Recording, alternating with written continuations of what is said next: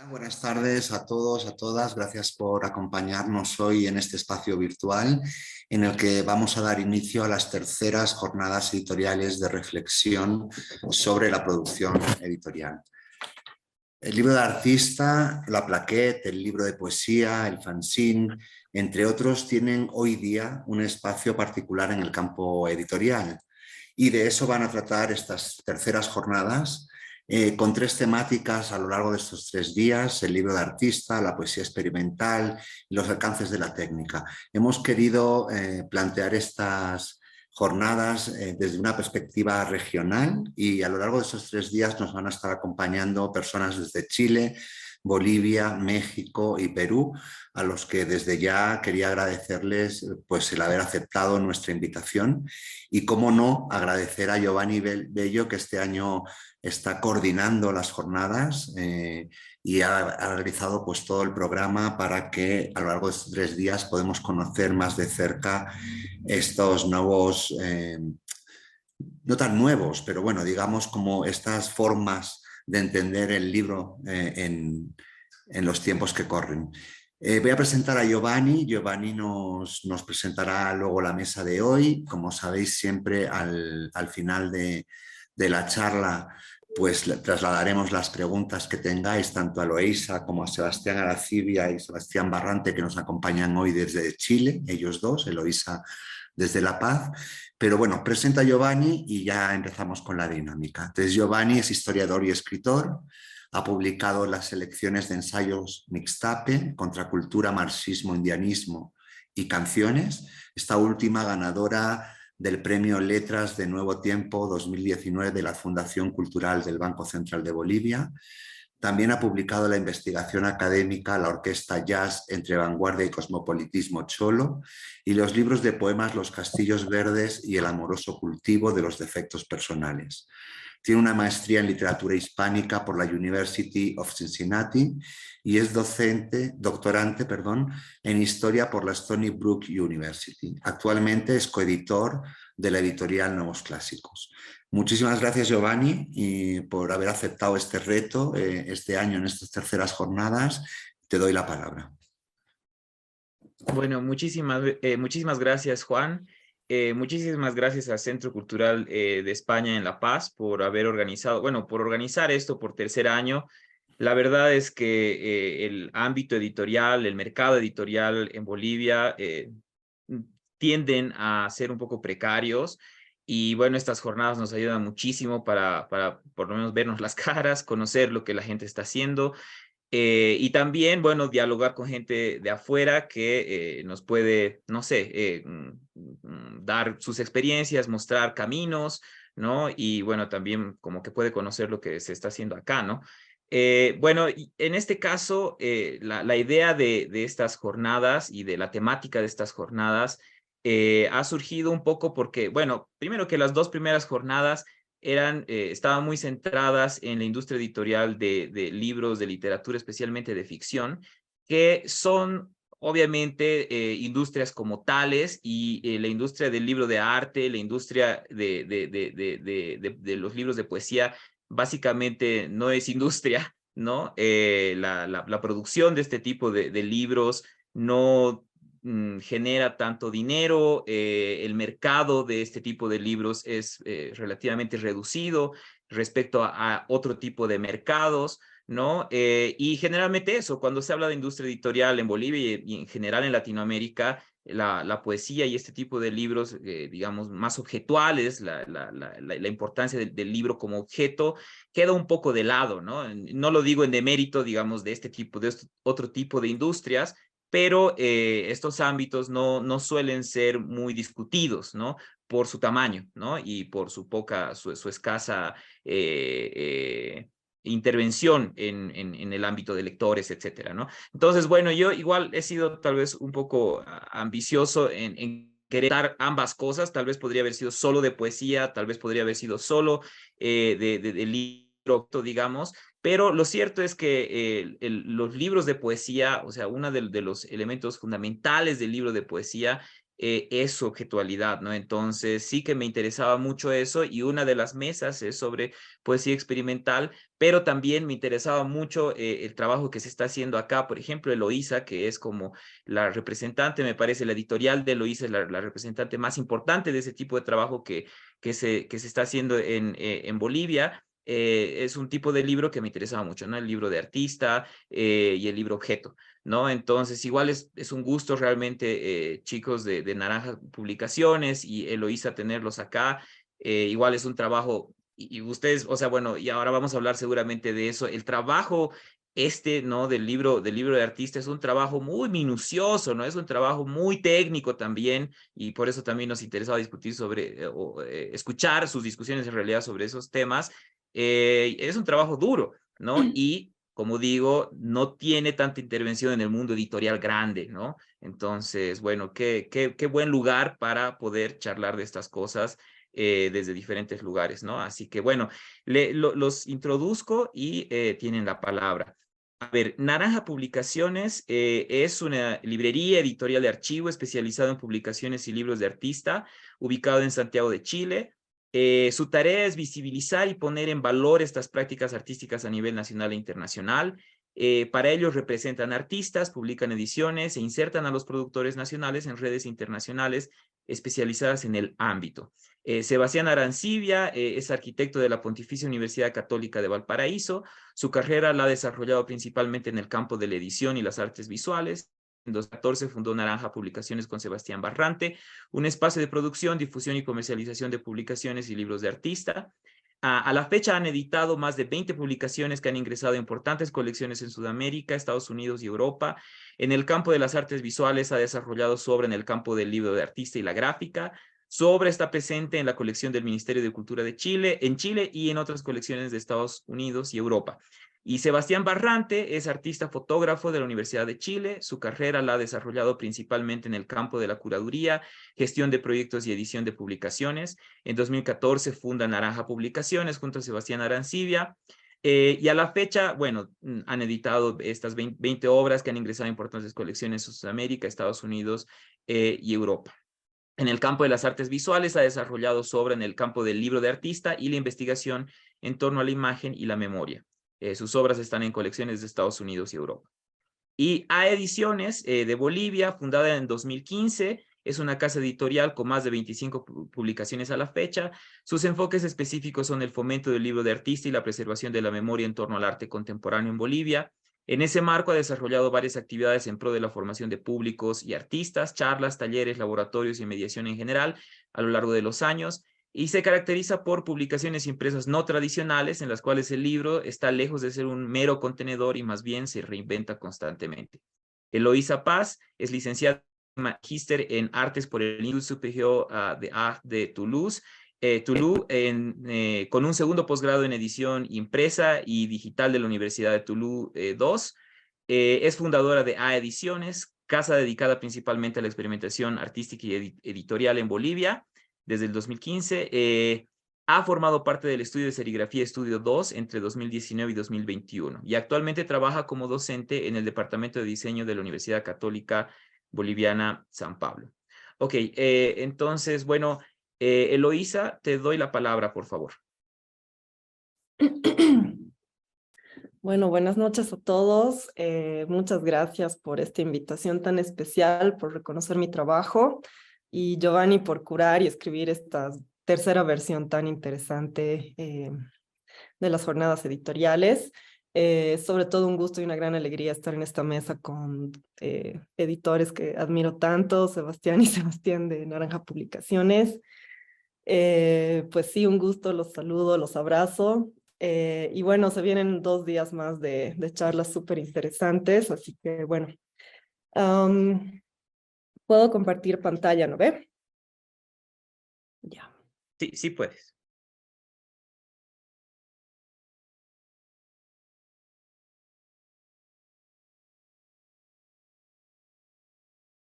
Ya.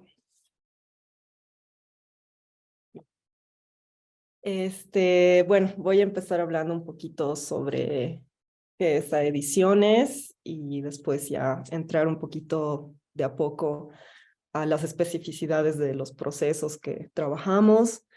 Empiezo entonces. Bueno, A Ediciones es una microeditorial que publica entre 1 y 3 libros y fanzines al año. Ya vamos más de 7 años con este espacio productivo que acciona de varias maneras para incidir en la escena artística, en la formación de públicos y en la documentación de la actividad del arte contemporáneo en Bolivia, entre otras tareas autoasignadas. Damos mucha importancia al diseño editorial, en otras palabras, a lo que transmite una obra impresa, cómo lo transmite a través de sus diversas texturas, formatos, colores y diseño en general.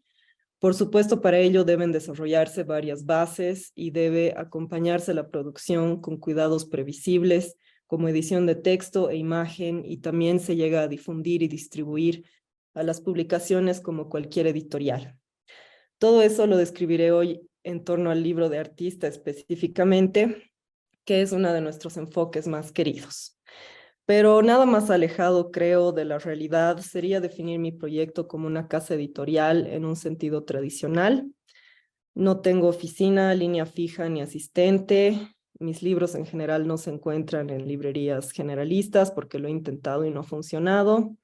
Más bien están en 2 galerías que venden libros. Pero sí duermo y como al lado de mi Epson 1800 porque mi taller está en mi casa. Desarrollo proyectos personalizados y complejos con artistas hasta complicarme la vida en formas impensadas por la humanidad. Y si hay que hacer todo a mano, se hace pues todo a mano, cueste lo que cueste. De hecho, los procesos editoriales que caracterizan a Ediciones tienen más que ver con un trabajo de taller o producción artística que con un proceso editorial empresarial. Creo que sería acertado decir que A Ediciones es un espacio de experimentación editorial e impresa que ocasionalmente resulta en objetos publicados, pero que en general se encuentra en construcción, en proceso, en camino hacia un libro. ¿Qué es un libro de artista? Me detengo un poquito aquí porque, como decía Giovanni, no es muy común en nuestro medio y creo que es importante definirlo brevemente. En el arte viejo, el escritor escribe textos. En el arte nuevo, el escritor hace libros. Ulises Carrión. En cuanto al libro de artista, que es el objeto de nuestra mesa hoy, el objeto de mi devoción y la razón por la cual me han invitado, voy a dar algunas pautas para que todos estén bien enterados de lo que estamos hablando. Porque al igual que el término arte contemporáneo, puede ser ambiguo. El libro de artista también puede ser llamado libro-obra, en inglés bookwork. Este término fue acuñado por el mexicano Ulises Carrión en 1974, al cual les recomiendo leer. Creo que coincidiría con Carrión, ya que este aporte lo hizo con la intención justamente de precisar un poco mejor la especificidad de este tipo de libros que, como él lo explica tan bien, el libro considerado como una realidad autónoma puede contener cualquier lenguaje escrito, no solo literario, e incluso cualquier otro sistema de signos. Además, la inclusión de la palabra obra indica que no se trata de cualquier libro hecho por un artista, sino de los libros que cualquier autor, artista, publica como obra en sí. Es decir, no solo como contenedor de texto e imágenes, sino como objeto enteramente propositivo, como objeto que es enteramente contenido. Eso significa que tanto la forma como el contenido impreso, legible, van a ser parte de la obra, que la elección de materiales, el diseño gráfico, los formatos, los acabados especiales, como por ejemplo desplegables, insertos, troqueles y demás, la diagramación, posicionamiento de elementos en la página, entre muchos otros factores, deben ser definidos como parte intrínseca de la lectura para generar una experiencia artística desde el objeto, y ya no solamente desde lo que está impreso en él. Es por ello que el libro de artista se ha definido incuestionablemente como un medio artístico, al mismo nivel y reconocimiento que cualquier otro medio, ya sea pintura, instalación, escultura, videoarte, etc. Entonces vuelvo a citar a: en el arte nuevo, cada libro requiere de una lectura diferente. Esto lo podemos interpretar tomando la palabra lectura como sinónimo de experiencia sensible, ya no solamente de leer un texto. Me parece que el surgimiento de este medio ha significado la ampliación de las definiciones que podíamos tener de la lectura, del proceso editorial y del léxico entero que acompaña el libro como objeto diseñado, soporte de contenidos, espacio secuencial, etc. El artista que hace libros tampoco puede desvincularse de la producción del objeto, pues no solo escribe contenidos en el sentido más amplio, sino que escribe también el objeto, con todo lo que implica, a veces con apoyo de una editorial y a veces de forma autopublicada. Es así que el libro se ha convertido en un superobjeto que se puede reinventar al infinito. Al parecer, hablando de todos los libros en general, nunca jamás van a poder ser reemplazados por medios digitales.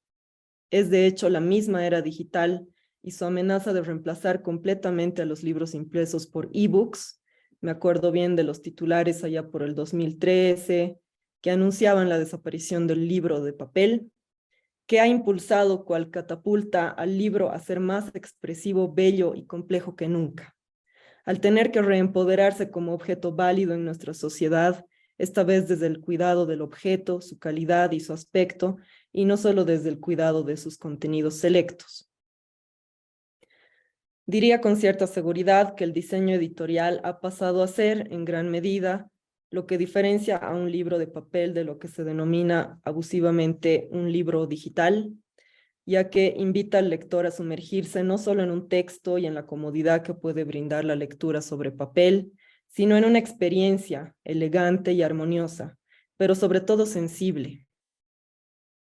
Nosotros somos seres sensibles del mundo físico, como lo es el libro.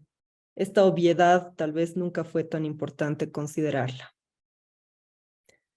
Bueno, todas las imágenes que estoy pasando son libros de artista o libros que yo considero que son de artista en este sentido de el contenido total, el libro entero como contenido o ciertos aspectos de él locales, ¿no? Les he ido mostrando algunos libros que se han publicado o autopublicado en Bolivia.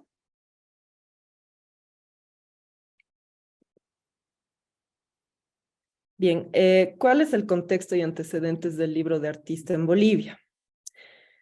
En Bolivia no hay como tal una conciencia colectiva ni un reconocimiento de la existencia de este medio.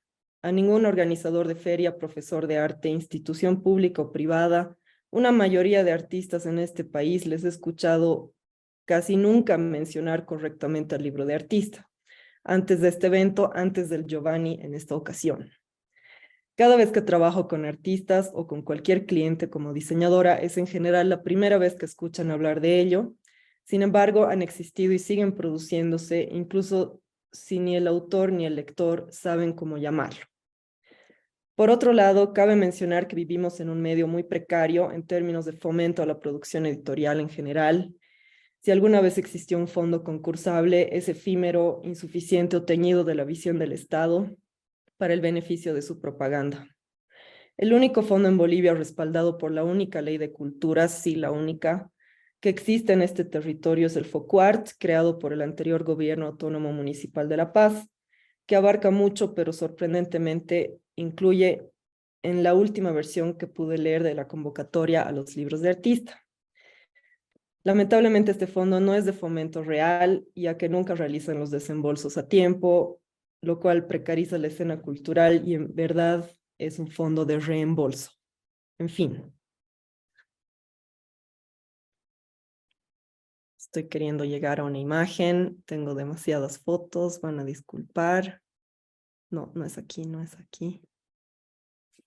Disculpen.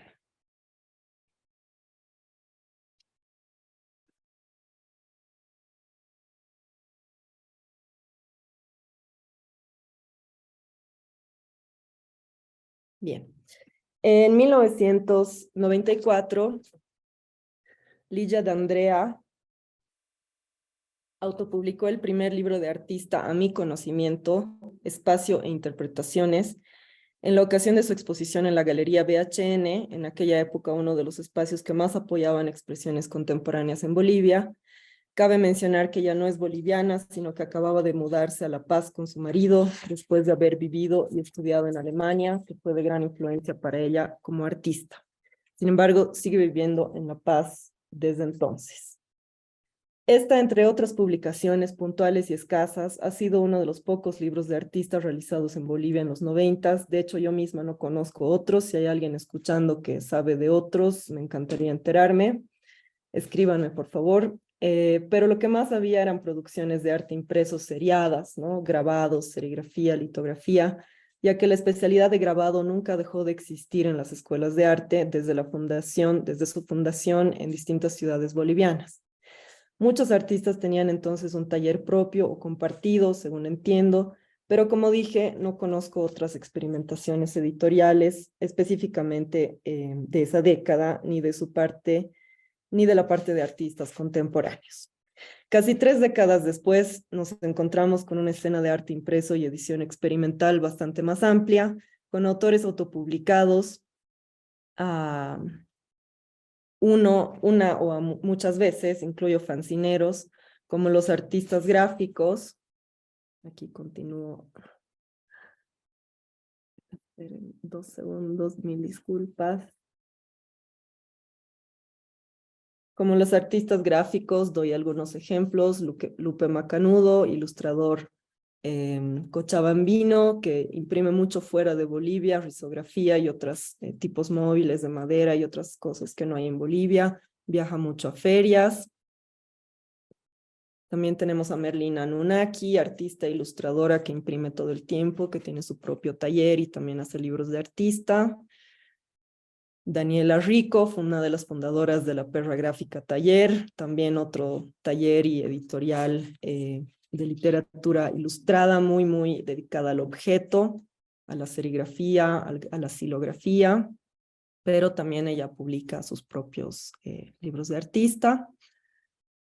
Paola Guardia, que no sé si desde que publicó este libro hizo más, la verdad, pero es un libro enteramente serigrafiado, súper hermoso. Iris Kia, que es escritora, pero hace unos años se ha puesto a hacer grabado y fotografía, según entiendo, entonces está como ella misma haciendo sus propias tapas de libro, etcétera. Y bueno, también puedo mencionar algunas editoriales o talleres que parcial o enteramente se dedican al objeto impreso experimental. Hace ya varios años se ha fundado AGUA, Ediciones Abiertas, en Santa Cruz, dirigido por Alessandra Brucese, que no solamente dedicado al arte, pero a varios tipos de contenido, ha empezado a publicar libros objeto, libros de artista, libros muy expresivos, como por ejemplo este proyecto Tierra, que es como un manual para hacer compost, pero que también es extremadamente expresivo y tiene muchas facetas. También tenemos a Gran Elefante, que mostraré unas colaboraciones más adelante, que era una editorial que tenía José Villanueva y Miguel Barrero. José va a estar en una mesa el viernes. Y bueno, la revista independiente número Z, que existe hace varios años. Perdón, no sé por qué se cerró mi PDF. Denme un segundo.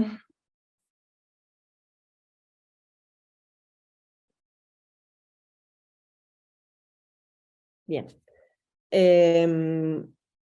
Esta es una revista fundada por 2 artistas muy jóvenes, uno es arquitecto y otro es fotógrafa, José Luis Sainz y Alcira Ángelo, y la idea era invitar para cada número a 1 a 2 artistas que trabajan con imagen, no necesariamente solo fotografía, para experimentar con el espacio de la diagramación, con ese espacio que se les proponía, ¿no? Entonces, en los 3 números que han logrado publicar hasta ahora hay un juego de transparencias, de sobreposiciones.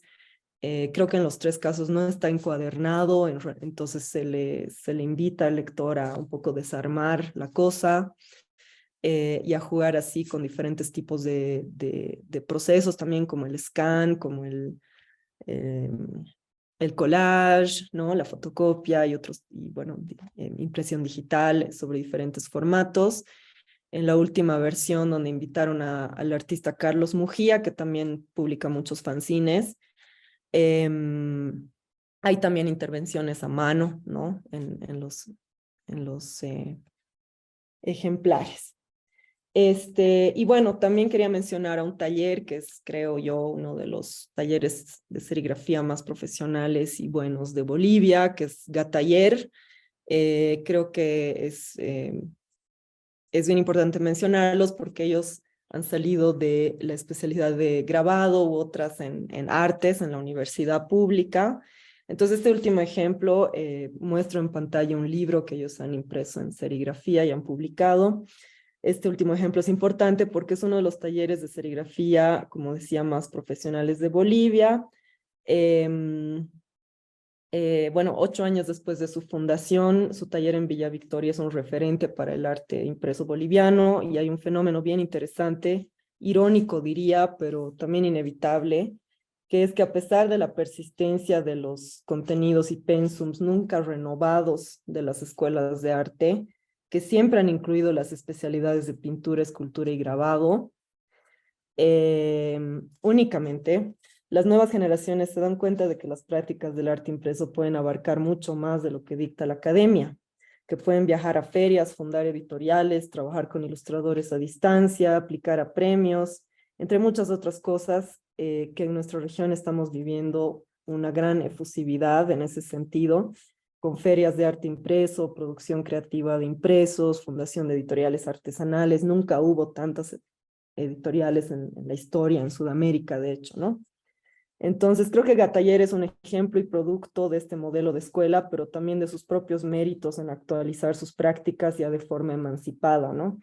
Me enteré hace poco que de hecho están muy involucrados en la construcción del nuevo taller de gráfica en la carrera de artes, que no solo incluirá las técnicas tradicionales, pero también otras más actuales. Bueno, también hay un puñado de libros, a veces raros o más expresivos de lo usual. Voy a dejar de compartir ahora. ¿Cuánto tiempo me queda, perdón?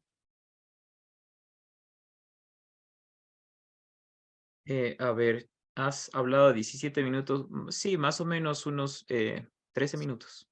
Uy, ya. Ok. Bueno, voy a mostrar rápidamente un ejemplo. Este es un libro que tuve la suerte de participar como diseñadora. Es un libro publicado por el Museo Nacional de Arte en 2021, que fue concebido por la entonces directora de colección, que era Narda Alvarado, que es artista visual, artista contemporánea, y es un manual para visitar exposiciones de arte colonial, que se llama Herramientas para desarmar una exposición de pintura colonial. Entonces, este libro ha sido concebido como un libro de artista, totalmente, bueno, con un montón de desplegables, insertos, un trabajo de ilustración que caricaturiza un poco a la máquina evangelizadora, ¿no? La máquina que imprime, además, porque entendemos a través de este libro el rol que tenía la pintura en la época colonial, ¿no? La pintura producida en serie y que era un instrumento de la evangelización y de la colonia, ¿no? Entonces hay muchos artículos, bueno, textos bien importantes escritos por historiadores especializados y todo eso, pero bueno, también lo hemos hecho como el formato es un poco en referencia a los libros de catequismo, el borde está dorado, como que hay varios guiños a la época, ¿no? Entonces, para nosotros esto era una publicación de libro de artista, aunque es un objeto de mediación, ¿no? Principalmente. Entonces, bueno, a eso me refería, que se producen aunque no se los reconoce como tal. Bueno, pasando un poco a cómo trabajamos en A Ediciones.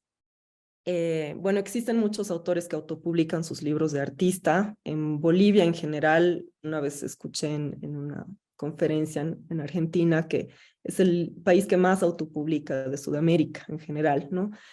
Es decir, que no buscan editar su obra con un editorial, sino que ellos mismos financian y publican su libro como mejor vean apropiado. Esto es totalmente válido y de hecho yo siempre animo a los artistas, estudiantes, diseñadores o quien fuere a experimentar con el objeto libro, ¿no? A no tenerle miedo y a animarse a publicar. Ahora me referiré a los procesos de edición y diseño que se han desarrollado en el marco de mi editorial, es decir, al caso del libro de artista que sí ha sido publicado a través de una casa editorial. Desde el inicio de mi proyecto editorial, al constatar que el libro de artista como categoría reconocida o práctica vigente era inexistente, aparte de algunas felices excepciones, uno de los lineamientos de la editorial se definió rápidamente como la publicación y fomento del libro de artista, entre otros lineamientos relacionados al arte contemporáneo. A pesar de todos los avances y espacios que constituyen nuestra escena del arte impreso y edición experimental artística ya mencionado, el libro de artista como tal, como decía, sigue siendo un bicho raro. Por fomento de este medio me refiero entonces, por ejemplo, a la formación de públicos, de artistas, de futuros diseñadores, fotógrafos y otros profesionales de la imagen, a la mediación correcta de cada obra, a su oferta en ferias y su difusión en redes y prensa, impartición de talleres y charlas, laboratorios, etcétera. Todo eso ha sonado muy pretencioso, descuiden que es de forma muy micro, que se hace, que se charla, que se logra y para nada de forma muy visible ni masiva, es más como una buena intención. Estamos también como extensión de este fomento, quería mencionar que estamos desarrollando una plataforma para el arte impreso con José Villanueva, que estará hablando este viernes desde hace un tiempo, para que se pueda ir documentando y hablando acerca de esa escena, mejor conocida acá como arte gráfico, creo. Y aquí también entra el libro de artista, ¿no? El fanzine, los prints, los fotolibros y otros experimentos impresos en papel. Pensamos que si no creamos plataformas y espacios especializados, tampoco la escena va a tener hacia dónde crecer. Los changos que salen de artes o diseño no van a tener dónde proyectarse. En fin, creemos que al generar espacios, publicaciones, eventos para el arte impreso, eso ayudará también a que la escena se consolide y crezca idealmente, ¿no? Bueno, en cuanto a la publicación de libros de artista, yo diría que somos una editorial laboratorio, ¿no? Es decir, que cada publicación ha pasado primero por varios meses y a veces años de desarrollo, cuidado editorial, diseño y producción más o menos compleja, lo cual implica entre 10 e infinitas reuniones con el autor o autora, maquetas, pruebas de impresión, conceptualización de diseño editorial, propuestas, revisiones, lluvias de idea, opciones A, B, C, D, E, F, G, Z, sueños frustrados y felices resoluciones. Estos hábitos y procesos se han ido dando de a poco. En 2017 decidí empezar a invitar directamente a artistas que tuvieran alguna propensión con lo impreso, formas de lectura u otra sensibilidad afín al libro, a concebir su primer libro de artista. En ese entonces no se me ocurrió otra forma de poder publicar libros de artista, tal vez ahora se me ocurriría otras estrategias. Como siempre hago, le contesto a mi buen amigo José Villanueva y se quiso sumar al experimento como editorial, en ese entonces Gran Elefante. Con él he coeditado entonces 2 libros de artista en 2018 que se han desarrollado a partir de una colaboración entre el artista, el autor, el que propone la idea, y nosotros, los que resolvemos en forma de libro esa idea, no solo desde el diseño, pero también considerando muchos aspectos técnicos, económicos, de factibilidad en general y dispuestos a toda experimentación posible. Voy a mostrar rápidamente 2 ejemplos. En 2018 publicamos 5.458 del artista visual Santiago Contreras Sux, solo en 40 ejemplares únicos porque cada uno tenía una piedra diferente en la tapa. Y en el interior hay 80 páginas que son en realidad un facsímil de 40 hojas que él ha usado durante una performance mientras camina de un lado a otro de una colina y que después envuelve algunas piedras que lleva de un lado a otro de a la colina y después interviene con dibujos y escritura esas mismas hojas, ¿no? Entonces es un trabajo un poco complejo, pero a él le interesa los temas de cómo influimos en el paisaje, el tema del extractivismo, ¿no? Nuestra relación, digamos, con el paisaje, con la tierra, con las partículas. Entonces es como, a ratos le da voz a la montaña o a las piedras y empiezan a hablar, ¿no? Entonces es un trabajo así medio poético desde el inanimado, digamos, y desde el paisaje. Entonces, bueno, para esto nos hemos reunido muchas veces, hemos hecho muchas pruebas, sobre todo nosotros hemos sido útiles para el diseño, para ordenar un poco, para ver qué era y no posible. Al final hemos decidido hacer una tapa súper especial de trupán, serigrafiado, cosido a mano, porque eran solo 40. Se ha hecho una presentación con un montaje especial donde se podían ver las 40 piedras, libro en la pared.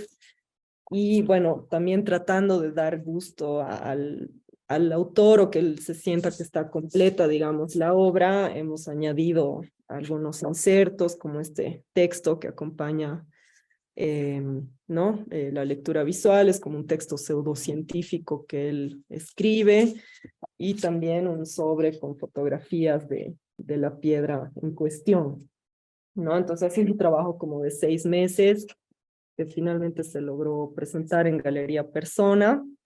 Y bueno, esa fue como un experimento bastante exitoso. Y el segundo libro es Sin título, de Graciela González, que ya tenemos 2 ediciones, que es como un ejército mecanografiado, ¿no? No hay texto en este libro, solamente como soldaditos mecanografiados. Y esto con la ayuda de Pepe lo hemos diagramado como si fuera un texto, imitando números de página y otro tipo de estructuras. Y bueno, Graciela es una joven artista cruceña que no vivía en La Paz, ahora está estudiando fuera, pero se vino una semana entera a La Paz y fue un poco más acelerado, pero pudimos como definir todos los aspectos que nos parecía coherentes con esta idea de 2 dimensiones, ¿no? En un solo objeto, que es un ejército y un libro, ¿no? Un libro de poesía, digamos.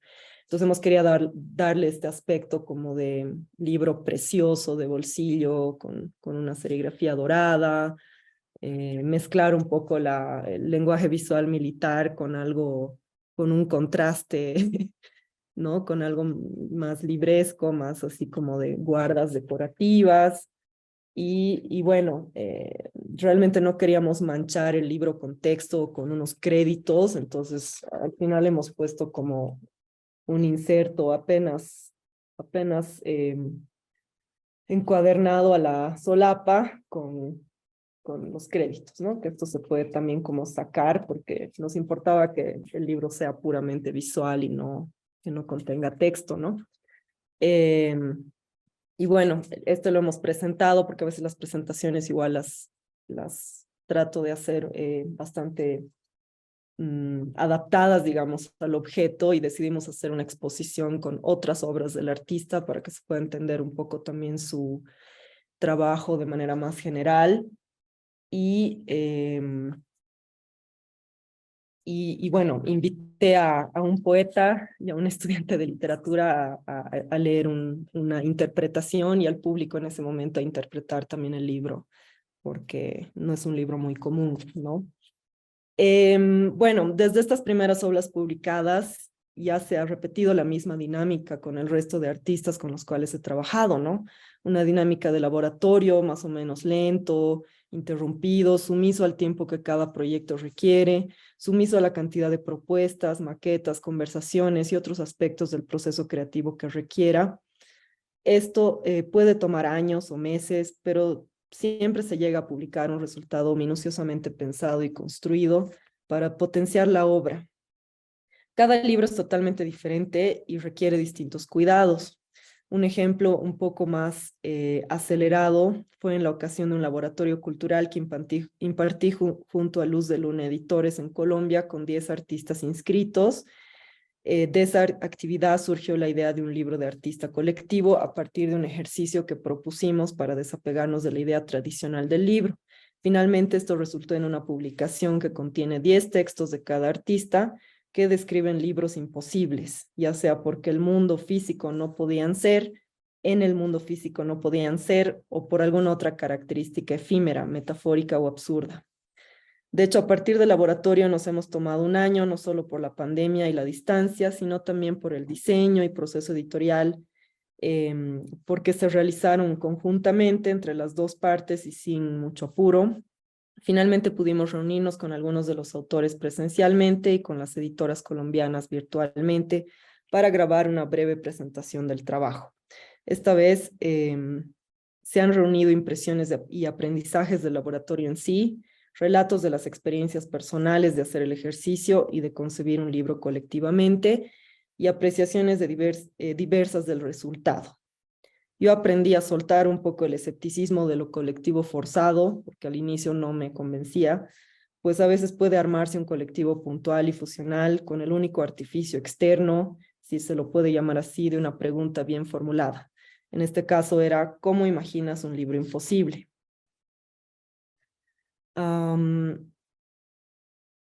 En cuanto a la publicación de fotolibros y fanzines, pueden ser un tipo de libro de artista, por lo menos eso es lo que yo propongo desde A Ediciones, trabajarlos de la misma manera sin miedo de que las imágenes interactúen con las expresividades del papel y una diagramación muy maleable, es decir, que no se trabaja el libro como un contenedor súper respetuoso de la foto, que se adapta a su total puesta en valor, a su integridad y a su mejor presentación como función principal, sino más bien es la foto que tiende a prestarse a un nuevo soporte que también aporta lo suyo en términos conceptuales y experienciales. Este equilibrio es algo que también me ha interesado bastante en un medio en donde la fotografía es mucho más democrática y valorada por el público general.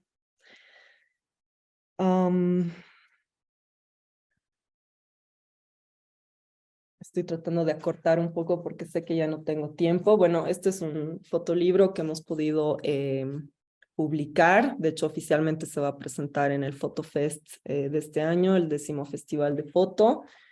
Y bueno, es un poco por afinidad, pero también por algunas oportunidades que se han ido dando con fotógrafos o con festivales como este, que hemos empezado a publicar también fotolibros. De hecho, el 2021 fui invitada a dar una charla y un taller en el marco del FotoFest, y este es un resultado del taller porque la convocatoria prometía que se iba a elegir uno de las maquetas para ser publicadas, ¿no? Entonces este es de Fabricio Villarruel, se llama Fuera de Campo, es un fotógrafo muy joven y bueno, se ha realizado como fotozine o fotolibro bien sencillito como resultado del taller, ¿no? Y ahora este año vamos a participar también coorganizando un evento en torno al libro en FotoFest.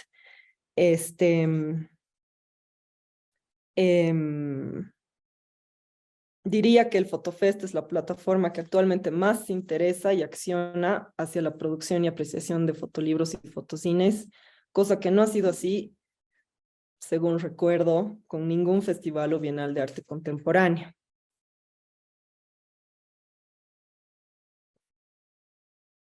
Bien,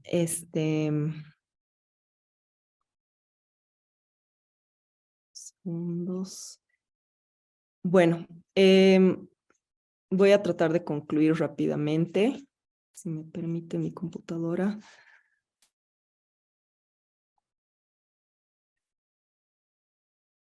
Bueno, A Ediciones es el desarrollo y cuidado constante de un cuerpo de obras editoriales diversas en procesos o ya publicadas de diversos autores y autoras. En cuanto al proceso de edición de libros de artista, es una práctica colaborativa, comprometida con el proceso y resultado final. Gran parte de la edición como tal es pensar en el lector, imaginar cada momento de la lectura ante sus ojos, las posibles fallas, confusiones o ambigüedades y al contrario, los posibles aciertos en la duración de su experiencia. Otra parte es cuidar la idea y contenidos del artista en el sentido de potenciarla de la manera más coherente posible a través del objeto libro. El diseño editorial, por su lado, no es menos que la creación de los aspectos visibles y tangibles que van a expresar ese potenciamiento, y en ese sentido, la definición acertada de todos ellos. En cuanto a la técnica, a las múltiples técnicas que tenemos a nuestro alcance, más o menos artesanales, más o menos accesibles, pienso que está vitalmente vinculada con la edición y el diseño.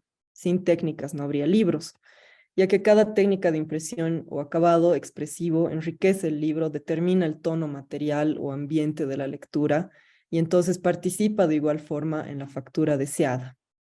La elección de técnicas, en el caso de los libros de artista, no es solamente de orden práctico, sino que también puede ser parte del diseño editorial. Creo que se me ha acabado el tiempo, ¿no? Ok, tenía una conclusión más, pero les agradezco mucho por escucharme. Perdón por si es un poco caótica. Gracias.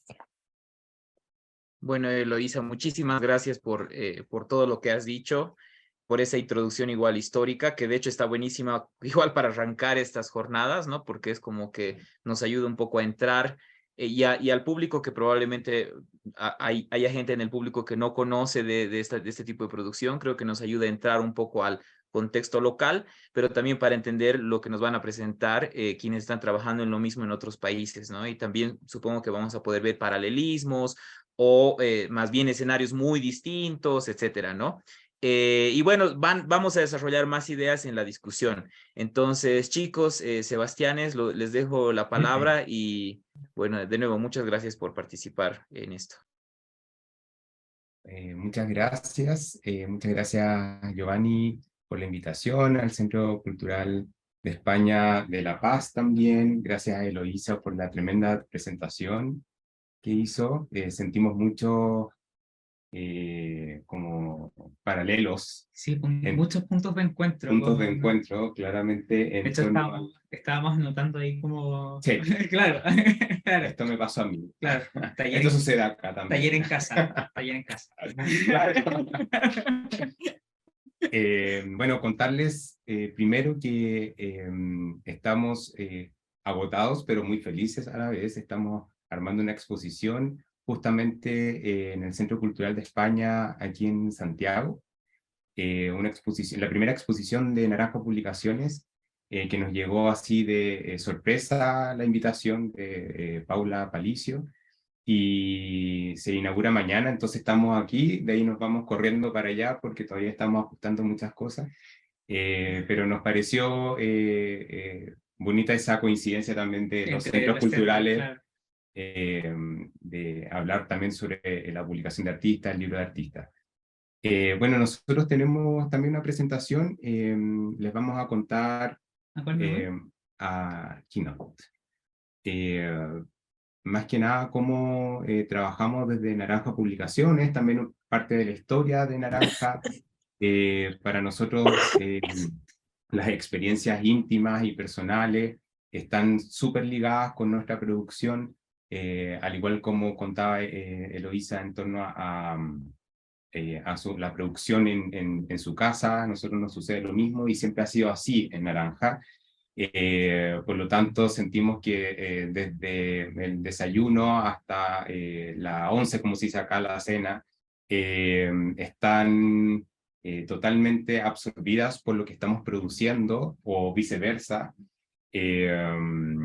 Y claro, desde los comienzos, que además Naranja partió siendo un proyecto ligado a libros, pero no necesariamente de libros de artista o de estos libros, sino que fue un encuentro más bien fortuito con el formato. A todo esto yo soy Sebastián Barrantes, Sebastián Arancilla, yo estudié artes y Seba arquitectura. En artes, cuando yo entré en la Universidad de Chile, bueno, y entiendo que hasta el día de hoy no hay ninguna especialidad en torno a publicaciones de artistas. Tuve pequeñas nociones, pero solo por la investigación más bien individual. No existía una especialidad, no había un mayor desarrollo o profundidad. Y entiendo que a ti también en la escuela, pero sí trabajaba en la bitácora, que es algo que se podía... Había puntos de encuentro, pero claro, no tenía un nombre. Y eso después, claro, muchos años después, que también pasa con otras personas que estudiamos en la misma escuela, que de alguna manera llegamos también a distintas manifestaciones de la publicación de artistas y que encontramos un nombre dentro de eso y como un lugar de pertenencia en definitiva, que es súper importante. Claro, y bueno, nosotros comenzamos con este proyecto en 2014, un proyecto más bien ligado con esto de la lejanía de Chile, de no encontrar ciertas publicaciones acá en el comercio. Entonces empezamos, en los viajes nos encontramos con ciertas obras que nos parecían muy interesantes y que sabíamos que muchos amigos y amigas se podrían también ver interesados, entonces empezamos a traer y a comercializar acá. Pero luego, a partir de ciertos encuentros, principalmente por la obra de Javiera Pinto Canales, que ella es diseñadora y encuadernadora chilena, ahora radicada en México, y también con un viaje que tuvimos, una escala en Madrid, pudimos ver una exposición de Ulises Carrión, ahí luego un punto de encuentro con Eloisa, una exposición se llamó Querido lector, no lea. Nosotros ubicamos antes a Ulises, pero esto fue como una explosión mental porque fue como encontrar lo que queríamos hacer en Naranja, en lo que queríamos enfocar nuestra producción y la investigación.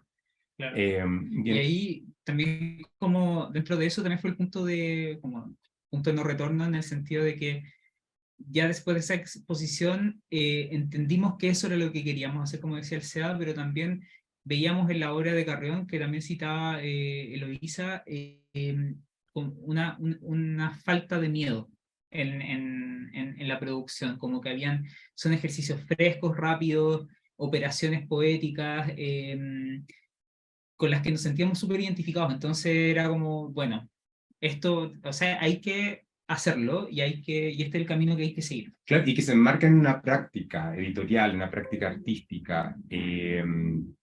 Y claro, y a partir de ese punto de no retorno, como dice el SEA, fue, bueno, empezamos a estudiar sobre lo que había sucedido aquí en Chile. ¿Ya? También nos sucede harto que comenzamos obviamente con los referentes europeos o referentes norteamericanos, en fin, como referentes fuera de nuestra geografía, de nuestra locación, y no miramos lo que tenemos acá.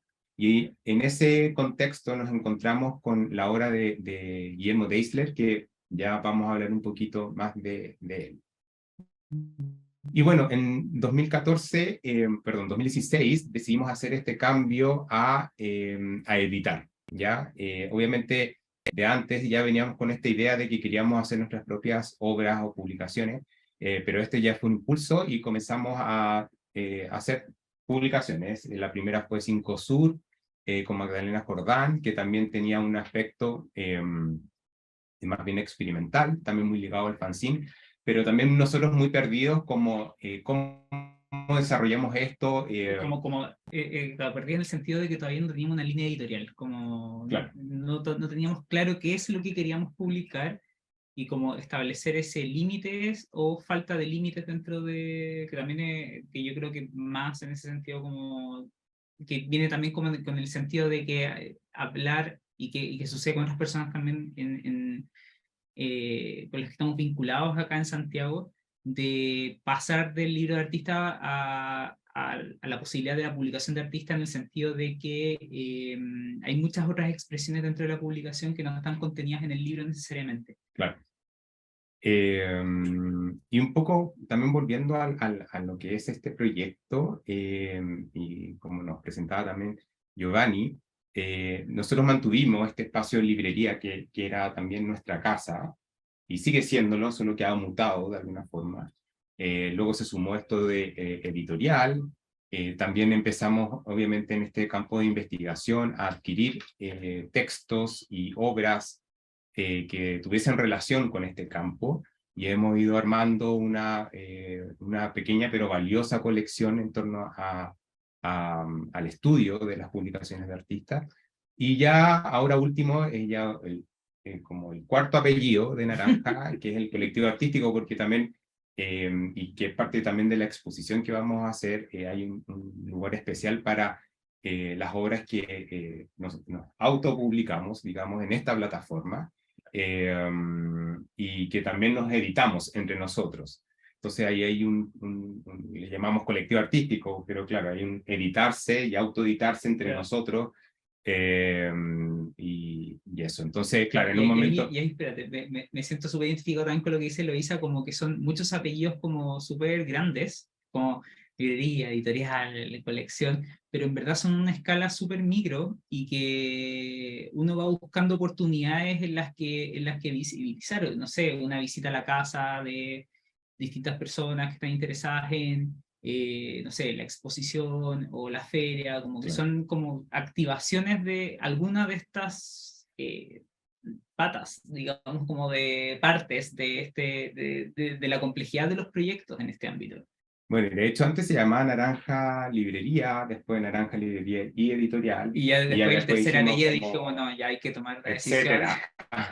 Paremos de agregarle nombres porque si no voy a hacer como 2 líneas de texto y eso no es posible. Así que... Pero sabes que hay algo interesante ahí, porque también vemos ciertos nexos con prácticas que también sucedieron en los 60 y en los 70, si nos remitimos por ejemplo, Ulises Carrión con también la Other Books and So, que luego pasó a ser un archivo, que después se lo llevó casi que a su casa, claro, y después claro. lo pidió que lo dispersaran. Como que hay ciertas, también la Voice Express, como la práctica esto de no sé, por ejemplo, que cuenta Felipe Ehrenberg, Voice Express, una editorial mexicana, pero que funcionó en Inglaterra en los años finales de los 60, comienzos de los 70, que publicó a Ulises y que Felipe Ehrenberg le dijo, bueno, para la Arguments, como vente a nuestro taller y aquí te quedas y producimos y también nos ayudas a cuidar a nuestros niños y también hacer la comida y hay todo un sistema ahí de una estructura. Ya Claro, como que la citando domesticidad en cierta manera es súper...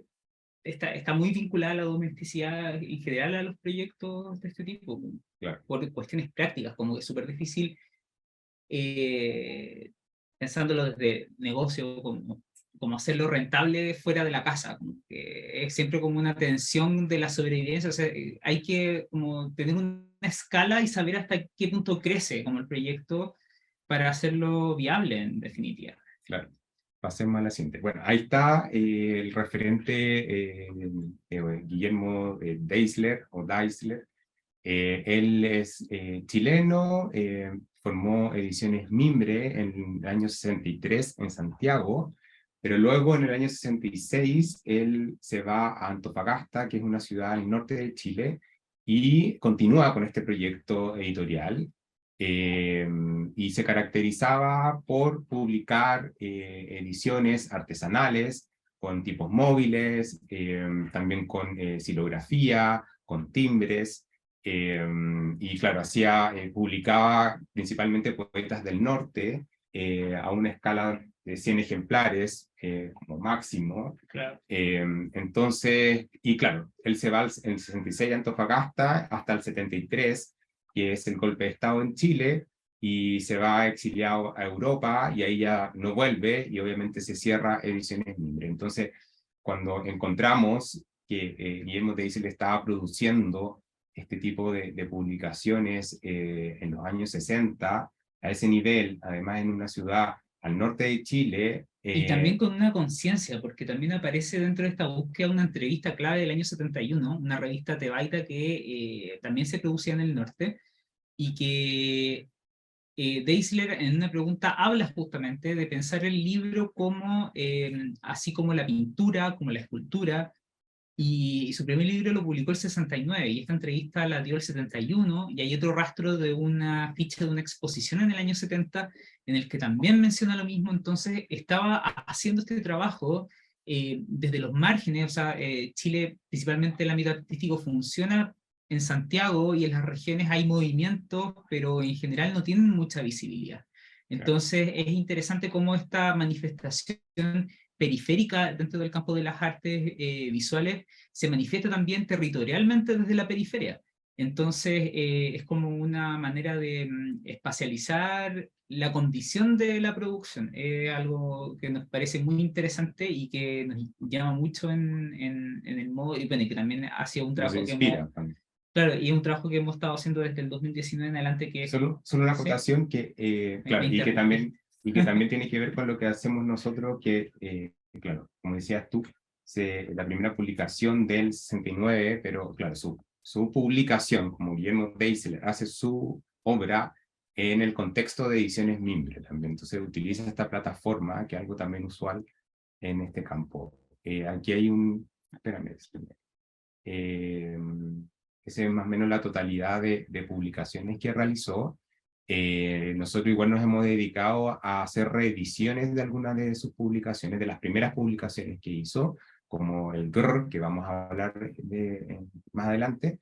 Y bueno, hace poco lanzamos El Cerebro, que fue una publicación que él partió realizando, desarrollando en Chile, previo al golpe de Estado. Iba a ser publicado en Francia, se llama Le Cerveau, y vino el golpe de Estado, no se pudo lanzar, y luego ya él, estando en Bulgaria, se lanza en el año 75. Entonces, el editor, muy paréntesis, el editor, Julian Blaine, que todavía él está vivo, hizo un anexo junto con Guillermo Deislen en su contexto en el 75 de todo lo que había sucedido del 73 al 75 post, digamos, la primera obra. Huellas del exilio, que son impactantes, especialmente ahora como reviviendo con los 50 años que se están conmemorando del golpe de Estado en Chile. Hay otro dato ahí que una publicación similar en cuanto a también que se ve interrumpida por el golpe de Estado, que es Sauramí de Cecilia Vicuña, que iba a publicar también con la Voice Express, y lo publica finalmente, pero post. Claro, son libros que a raíz de los hechos políticos se ven inevitablemente transformados. Claro, se adquieren otro significado, otra connotación. Oye, vamos en la mitad del tiempo. Sí, entonces ahora vamos a hablar de algunas de las publicaciones y que, bueno, ahí van a ir saliendo temas, que a todo esto, si quieren interrumpir con preguntas, nos pueden decir, oye, no me quedó claro esto, no te escuché, como, si es que quieren. Y aquí van a salir algunos de los temas también en torno a materialidad o producción, ferias, etc. Claro, quisimos como atacar 3 proyectos que hemos realizado y como a partir de eso ver qué temas van apareciendo en torno al requerimiento que nos hizo Giovanni antes de la presentación. El primero es Secreto, que es un libro que lanzamos recientemente de María Luisa Portondo, también llamada María Pereira, así aparece al menos en el libro. Y que acá un ejercicio interesante un poco de cómo traducir en el espacio del libro una obra que está afuera, que genera las tensiones en el mismo término del libro de artista, es documentación, cómo salir de la documentación y transformarlo en obra en libro a partir de una obra preexistente. Entonces son, claro, son tensiones bien interesantes que se dan en este proyecto y más o menos les vamos a contar cómo lo resolvimos y ya ustedes buscarán sección. ¿No? El proyecto nace a partir de una instalación que hace María Luisa, con la que viajó por cerca de 18 países recolectando secretos. Todo este trabajo que realizó María Luisa parte de un secreto familiar que es revelado ante la muerte de su padre y que la llevan a intentar comprender cuáles son las razones para guardar un secreto. Entonces viaja con esta idea de que investigar si es que hay elementos culturales que van relacionados con el acto de guardar secretos o no. Finalmente la tesis que ella decía que era justamente elementos culturales, ¿cierto? Iba cambiando sociedad en sociedad, es prácticamente refutada y los 2.208 secretos que recolectó prácticamente en todas las sociedades van siendo más o menos de las mismas temáticas y en las mismas proporciones.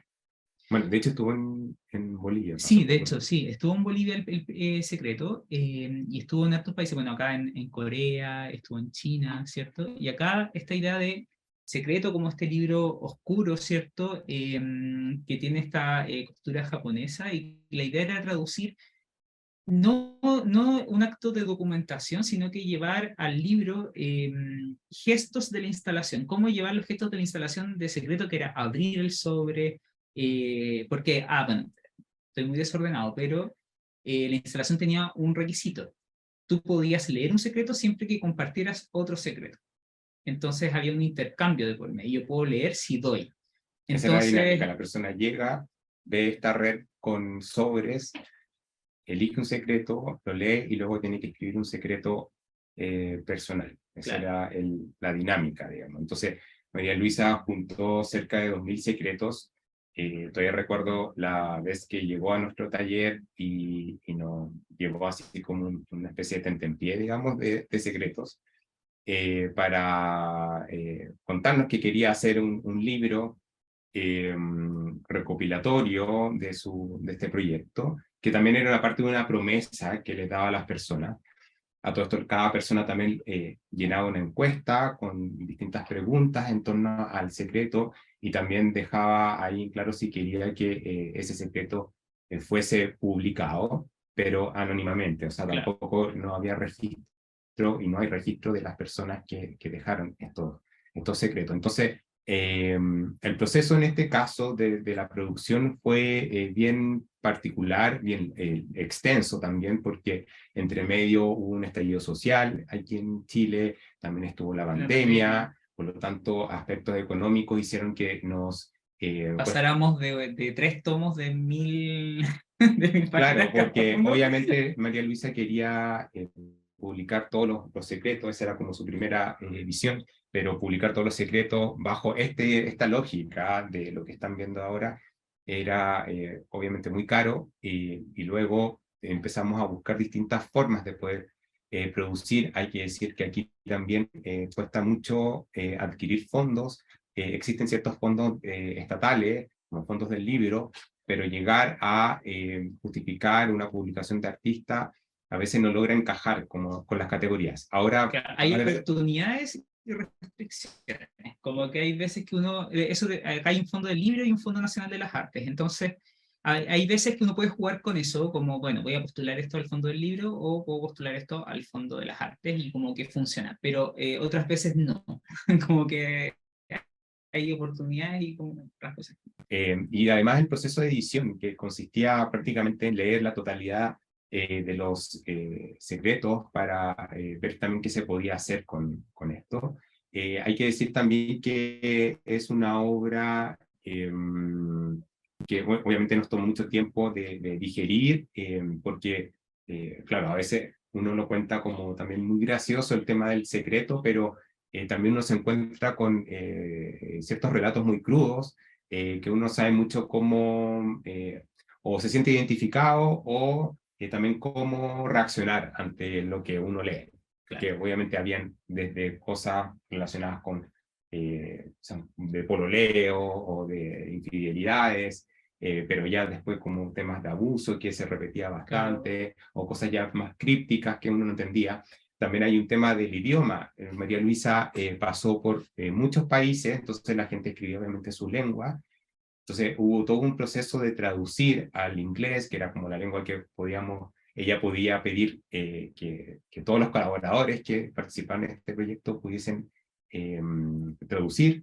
Entonces fue bien largo, extenso, lleno de desafíos, y finalmente hicimos una selección un poco también valorizando ese momento y traspasando esta decisión de cortar y descubrir un secreto. Y transformar el libro de manera irremediable, o sea, como rompo el secreto, modifico el libro, y ya cuando se termina el libro, está todos los secretos revelados, el libro duplica sus páginas, entonces... Es como un cuerpo que se abre, revela, claro, que revela, y eso, y técnicamente también fue bien complejo, como también con participación de varias personas imprimiendo y eso.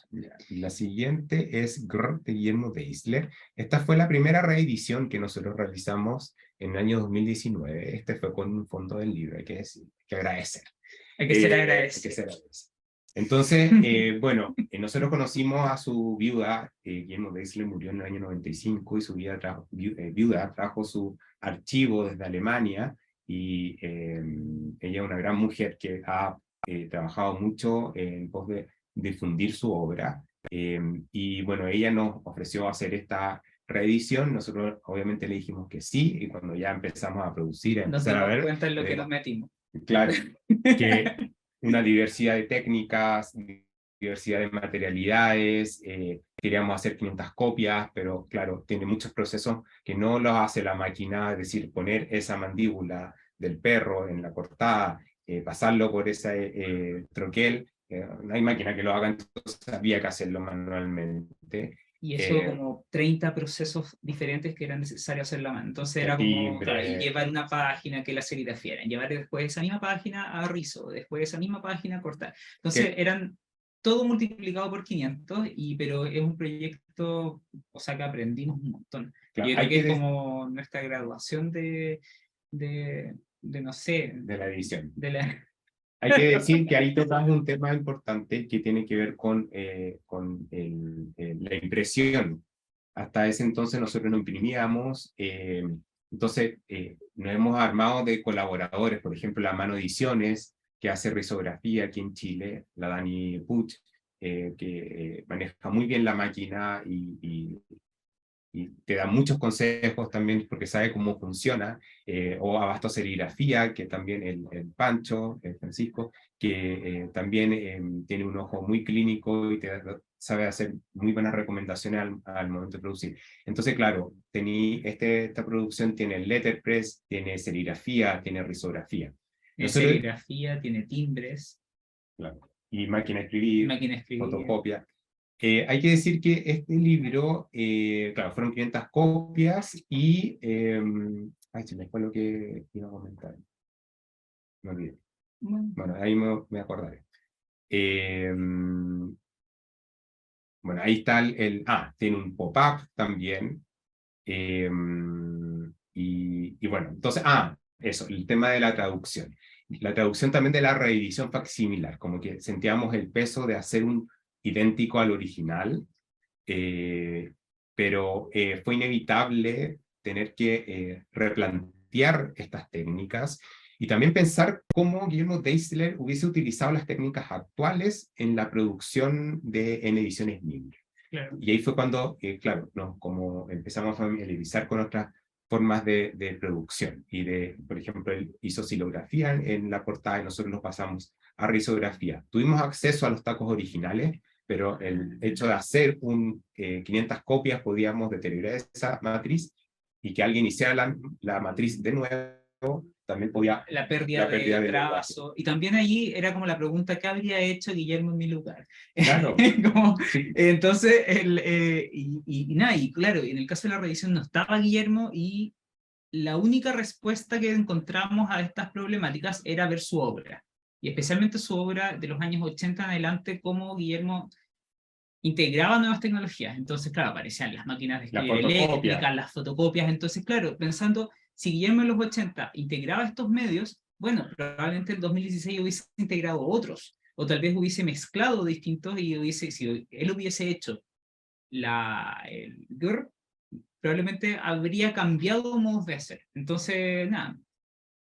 Y aquí hay un ejemplo también en el proceso de traducción que queríamos comentarles, que, claro, no todo fue también hacer el facsimilar como literal, como decíamos, había un cambio también de ciertos tipos de impresión, pero en este caso había una hoja de contabilidad que él extrajo y que incorporó como una nueva página en esta narración del libro. Entonces, lo que nosotros hicimos también fue, en este caso, más que copiar esta página idéntica, fue replicar la acción, digamos, de buscar una hoja de contabilidad actual y incorporarla en el libro. Y ahí Laura, su ayuda también fue crucial, ella nos ayudó a buscar hojas de contabilidad, esas son hojas de contabilidad de su peluquero, y con eso pudimos también hacer ese gesto más bien performático de llevarlo. Me parece mucho más importante, como más que mostrar el ejemplo con el que trabajamos, principalmente replicar el procedimiento artístico en este caso. Y nos quedan, ya, vamos bien. Y el último proyecto es Editorial Efímera, que es un proyecto nuestro que nace a partir del encuentro en un contenedor de basura en el estado del antiguo taller, acá en Santiago, en el 2018, con 193 diapositivas que lanzaron a la basura y que, bueno, como ven allá, la foto como sin ningún cariño, nada, aparecieron estas diapositivas, la basura, y nosotros por supuesto las vimos y fue como, ya, de hecho íbamos a comprar al supermercado, esa es la historia. Íbamos a comprar al supermercado y nos encontramos con esto y en el momento fue como, vamos al supermercado, recogemos diapositivas de la basura. Bueno, recojamos diapositivas de la basura. Y entonces fuimos a buscar una bolsa y comenzamos a recoger estas diapositivas que estaban asquerosas, entonces, pero nada, valía la pena. Y las llevamos, las limpiamos, y ahí permanecieron 2 años, y no las vimos. Y en la pandemia nos compramos un escáner para digitalizar diapositivas, y nos encontramos con la belleza de imágenes que tienen, que no se las vamos a mostrar porque es parte de la ley del proyecto. Entonces, dentro de esta idea, en un workshop que hicimos con Flamboyant, que es una feria en Florianópolis, en Brasil, hicieron en pandemia unos cursos y participamos, y nos hicieron la pregunta: tienen 40 minutos para pensar un proyecto que nunca han hecho. Y ahí nos acordamos de las diapositivas, y fue como, ya, armemos este proyecto. Tenía como un pie forzado también con lo imposible. Con lo imposible. De hecho, ahí también me acordé de Eloísa cuando mencioné en algún momento con la pregunta ¿cómo imaginar un libro imposible? Y acá se nos ocurrió esta idea de armar una editorial paralela a Naranja, que se llamara Editorial Efímera, y que tuviese solamente un fin, que es mostrar una imagen a la vez de este archivo. Y bueno, y a través de acciones de publicación que tomaban distintas formas de la publicación, podían ser libros, proyecciones, postales, intervenciones en, no sé, si nos invitaban a escribir algo, como en el medio del texto, intervenir el texto y poner una descripción de la imagen, y así. Y una vez que hagamos las 193 imágenes, acciones de publicación que presentan por último esta imagen y le dan una muerte digna, dentro del indigno que es encontrar estas imágenes de una memoria familiar en este estado, la editorial cierra y deja de existir. Y esta es la primera que hicimos, de hecho, que nos invitaron de un centro comercial, como había de eso, y nos daban un cubo, y como, hagamos esto, como la primera acción de publicación. Y de hecho era una imagen bien bonita, porque era una persona comprando con otra pagando, pero el foco de la imagen estaba puesta en la vendedora. Nos parecía interesante ese gesto en el espacio donde íbamos a presentar esta imagen, y las personas se podían llevar la imagen, pero una vez que se vaciaba este cubo, ¿cierto?, quedaban las descripciones textuales de la imagen. Entonces estuvimos un montón de días tratando de, haciendo suma a la imagen para poder encontrar las 81 descripciones. Son 81 descripciones distintas. Claro. Ese es el ejercicio. Entonces, una vez que se vació, digamos, el cubo, la persona que no alcanzó, digamos, llevarse una imagen, se podía hacer una imagen de la fotografía a partir de solo las descripciones. Entonces, claro, y ahora ya hemos hecho 9, y mañana, la inauguración de la exposición en el Centro Cultural de España acá en Santiago, vamos a presentar la acción de publicación número 10. Que va a estar con los 3 meses. Con los 3 meses. Aquí hay otra acción que hicimos, que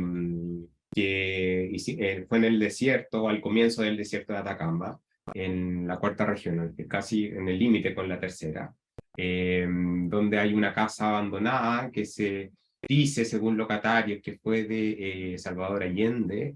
Y claro, son ruinas, solamente está la chimenea en pie. Claro, la chimenea, y como que se logra divisar como ciertos cuartos, zonas de la casa. Y ahí lo que hicimos, muy como escuetamente, digamos, fue proyectar esta imagen y barrer el lugar con esta proyección. Fue una, digamos, video performance muy curiosa, porque en un espacio tan amplio como el desierto, pero muy solitario, estábamos nosotros dos solos.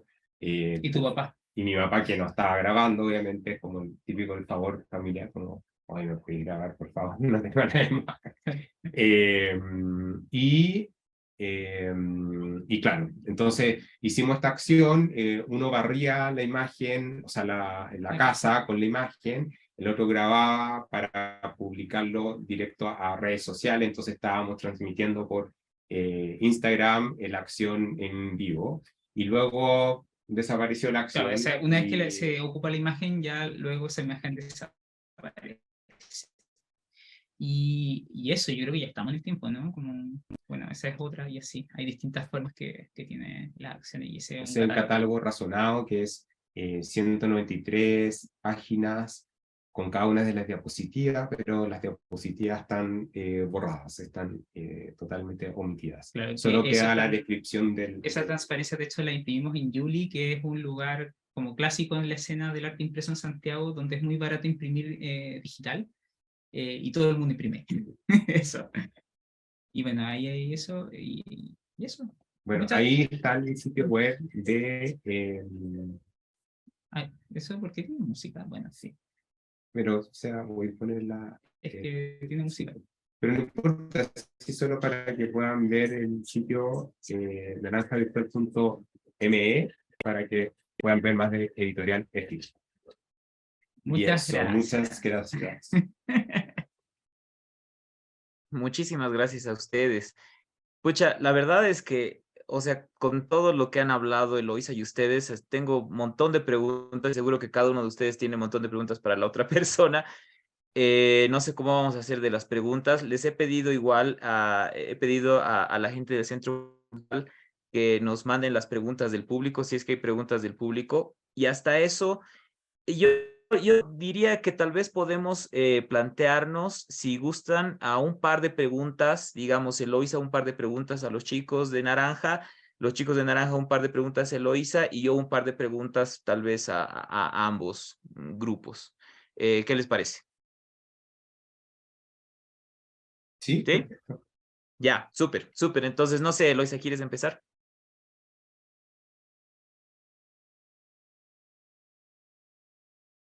está en silencio, parece.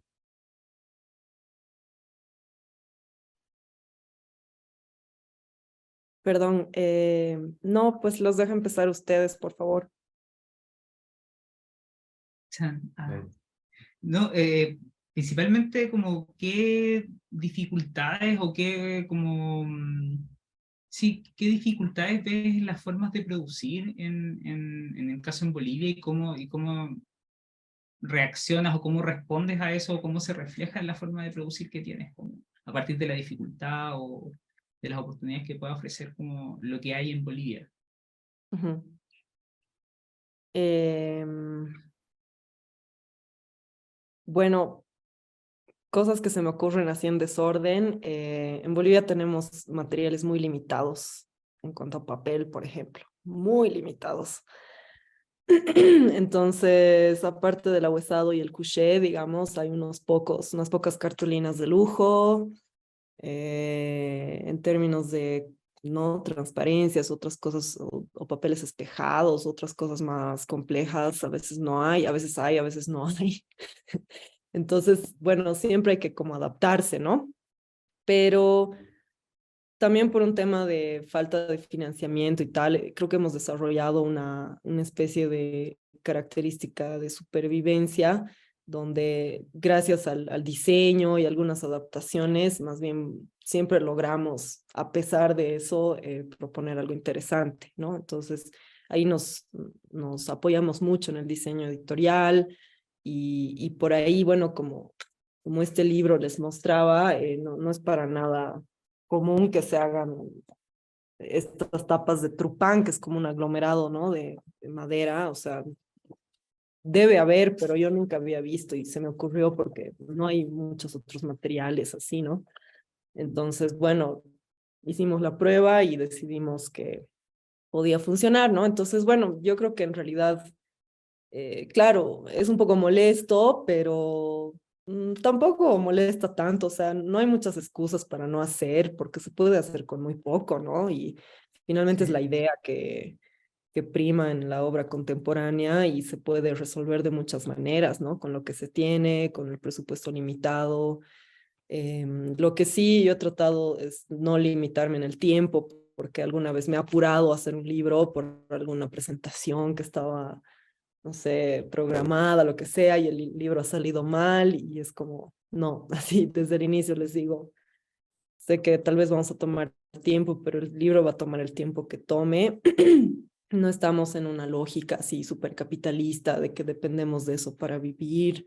O sea, yo trabajo de varias otras cosas como hacen todos los artistas y todos los editores aquí y, y sí me cuesta como ponerle así como un cronograma súper estrecho a las cosas, ¿no? Porque he aprendido que toma tiempo, ¿no? Toma tiempo, toma muchas reuniones, toma muchas pruebas, etcétera, ¿no? Entonces, después, bueno, la falta de espacios, de apoyo, de conciencia sobre la existencia de este tipo de medios, ¿no? está cambiando de a poco. Por ejemplo, la nueva feria independiente que tenemos fundada por editoriales y librerías independientes, Enjambre de Libros, desde 2021, sí ha incluido oficialmente por primera vez al arte impreso, ¿no? En general, a las pequeñas editoriales que publican cosas raras, a los artistas que imprimen, etcétera. Entonces sí hay un avance, digamos, pero pocos espacios van a tener un cuidado, ¿no? Las librerías, ni qué decir. Entonces, bueno, poco a poco avanzamos, pero bueno, nos adaptamos. La verdad no hay una molestia tan grande. Lo que sí me apena es que no hayan más fondos concursables, ¿no? En general, en la cultura, porque eso obviamente nos permitiría hacer muchísimo más y le permitiría a muchas más personas animarse a publicar y hacer obra, ¿no? Claro. Y bueno, Y les devuelvo la pregunta, tal vez. Perdón, te interrumpí. sí.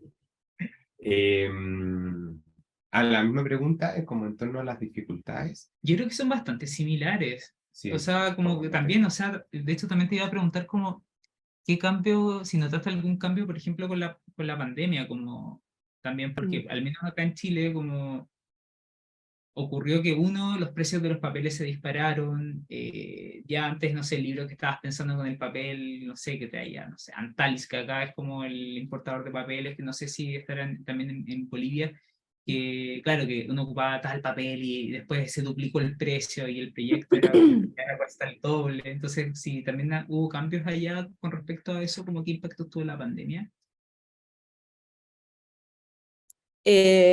Pues bueno, yo no tenía una autonomía, ¿no? Para nada. Recién me he comprado mi impresora digital después, justamente por eso, porque estaba inhabilitada totalmente de producir. Entonces, me estuve de vacaciones, digamos, un par de años, porque no había forma de producir. Las fotocopiadoras estaban cerradas, todas las imprentas estaban cerradas. Y después sí decidí como tratar de alguna forma tener una fuente de más autosuficiencia y me compré una Epson, que es bastante buena calidad, que me da nomás cierta libertad porque aquí la impresión digital es carísima. En Chile debe ser diferente porque hay más consumo, no sé. Aquí es carísimo hacer un libro en digital, ¿no? Es así, exorbitante. Y si yo lo hago en mi casa no me cuesta pues mucho. Entonces, este libro, por ejemplo, lo hemos hecho enteramente en casa, con muy buena calidad y, bueno, cosido a mano, refilado en casa. Entonces, así me da mucha más libertad y autosuficiencia, pero durante la pandemia yo ni me he enterado de los precios del papel porque simplemente nadie estaba produciendo, o sea, y bueno, yo seguía y quería terminar un poco hablando de eso, pero ya no tuve tiempo. Seguía mucho, por ejemplo, a Barba de Abejas, que es una editorial completamente artesanal y autosuficiente, que más bien le ha ido súper bien porque el correo en Argentina funciona re bien, cosa que aquí tampoco funciona muy bien. Y él no ha parado de producir porque es completamente, Eric Sherlock es completamente autosuficiente, tiene sus máquinas, él imprime, él diseña, muchas veces él escribe también, etcétera. Entonces él no ha parado y ha sido, para ciertas editoriales artesanales entiendo que ha sido más bien, han tenido una ventaja ante otras, ¿no? Que dependen, digamos, de terciarizar y demás. Entonces, eso nomás puedo decir de la pandemia, pero, y bueno, he incursionado brevemente en la edición digital, que no es algo que me gusta, pero como no había fondos y realmente, bueno, me contactaron de unos amigos de Residencia Inmaterial, que es una residencia de artes vivas que por primera vez se había dado totalmente virtual, así. Y bueno, hemos hecho una publicación para celular que ha sido un lindo experimento antes de volver al papel, ¿no? Pero para no dejar de hacer y adaptarnos también a los tiempos, ¿no? Bueno, nosotros tuvimos como 3 meses o 4 meses de cuando comenzó la pandemia.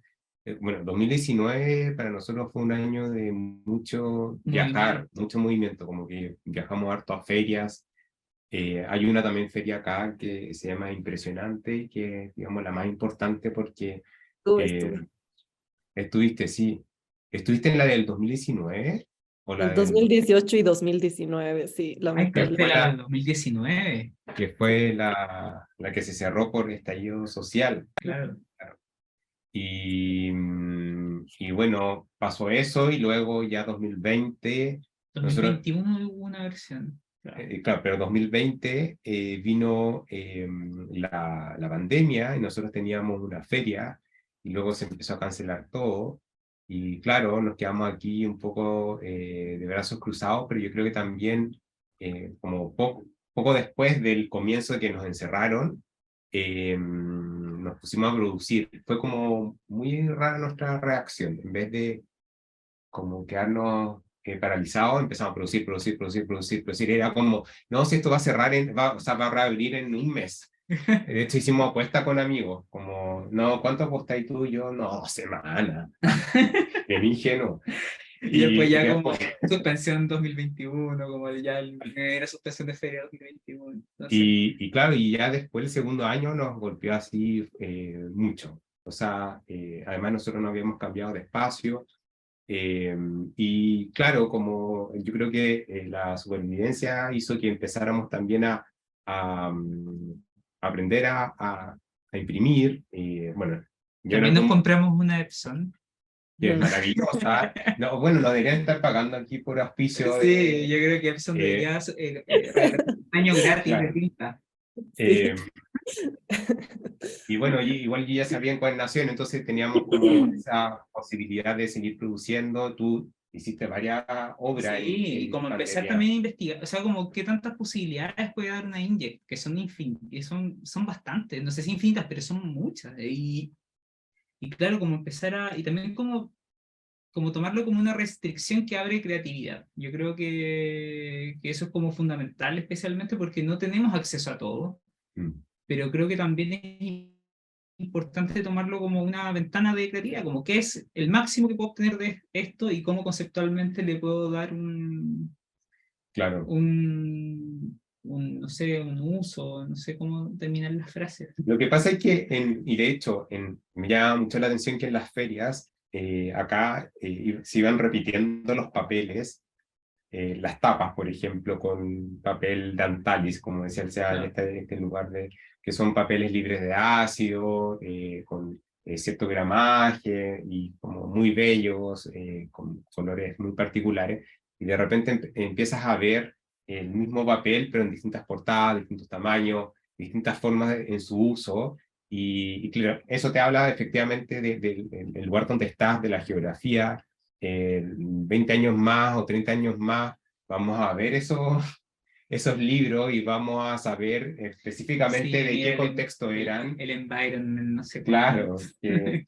Y lo vemos también con lo que sucede en nuestro investigar Guillermo Deisler.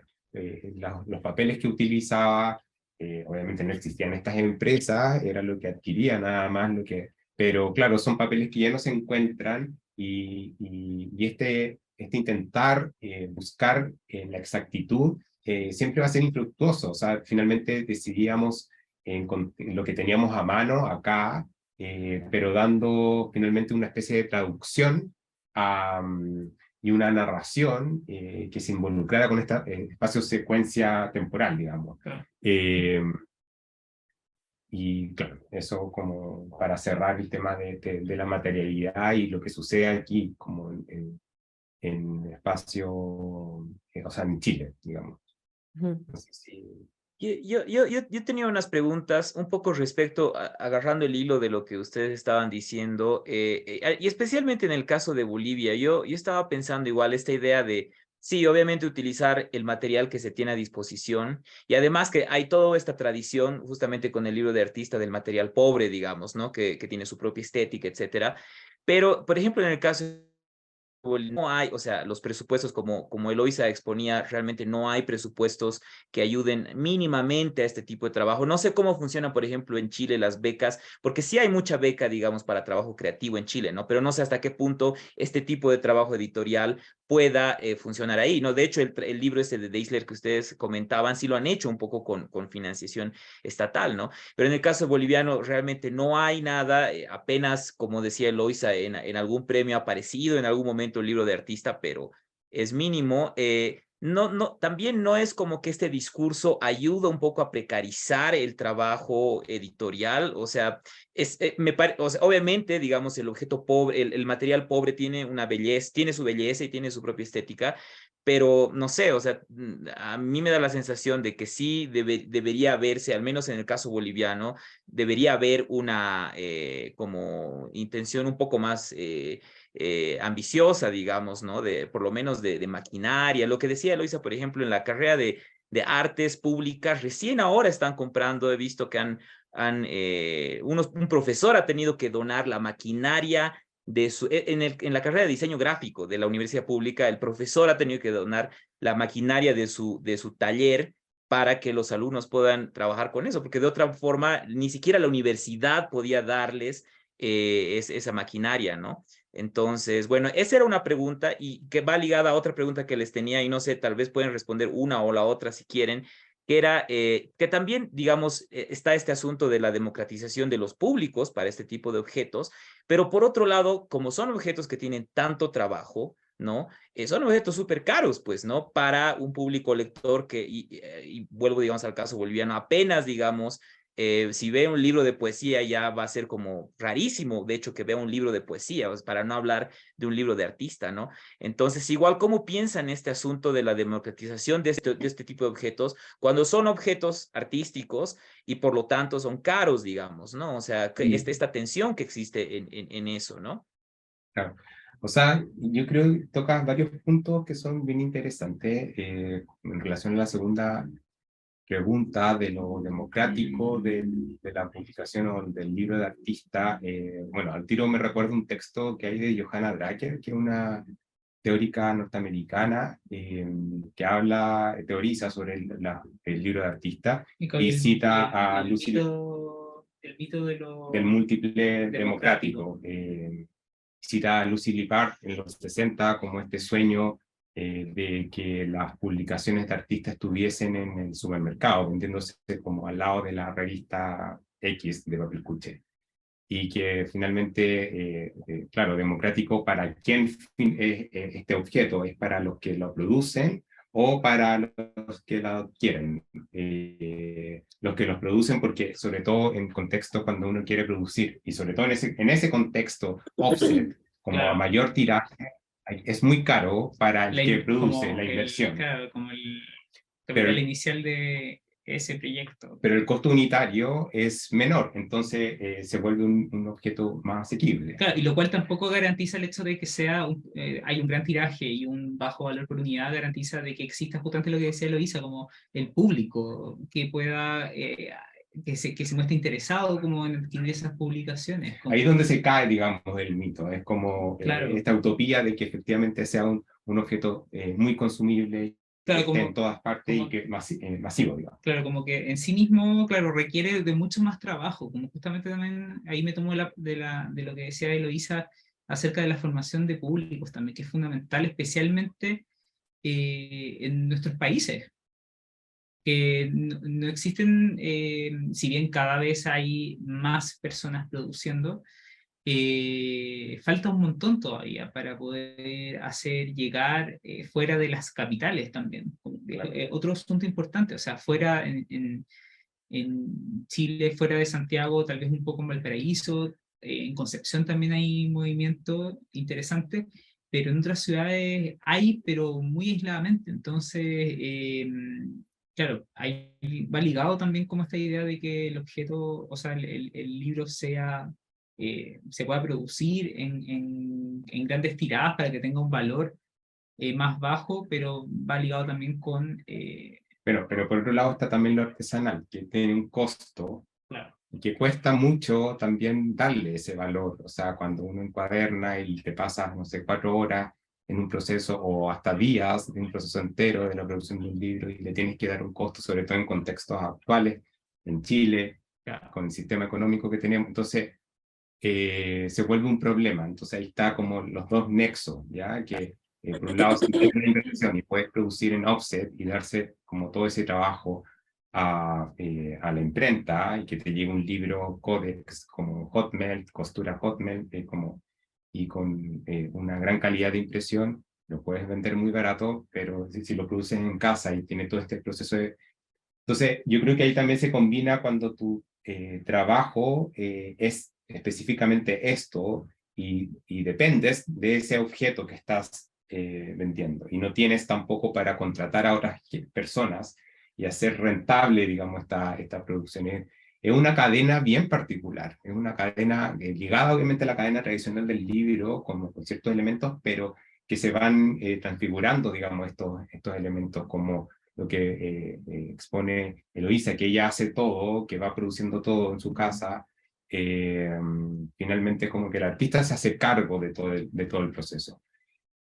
Acá efectivamente hay fondos, pero en los últimos años, bueno, de hecho, muy contrariamente a lo que pensábamos el año pasado, se abrió de hecho una nueva línea de publicaciones experimentales del Fondo del Libro.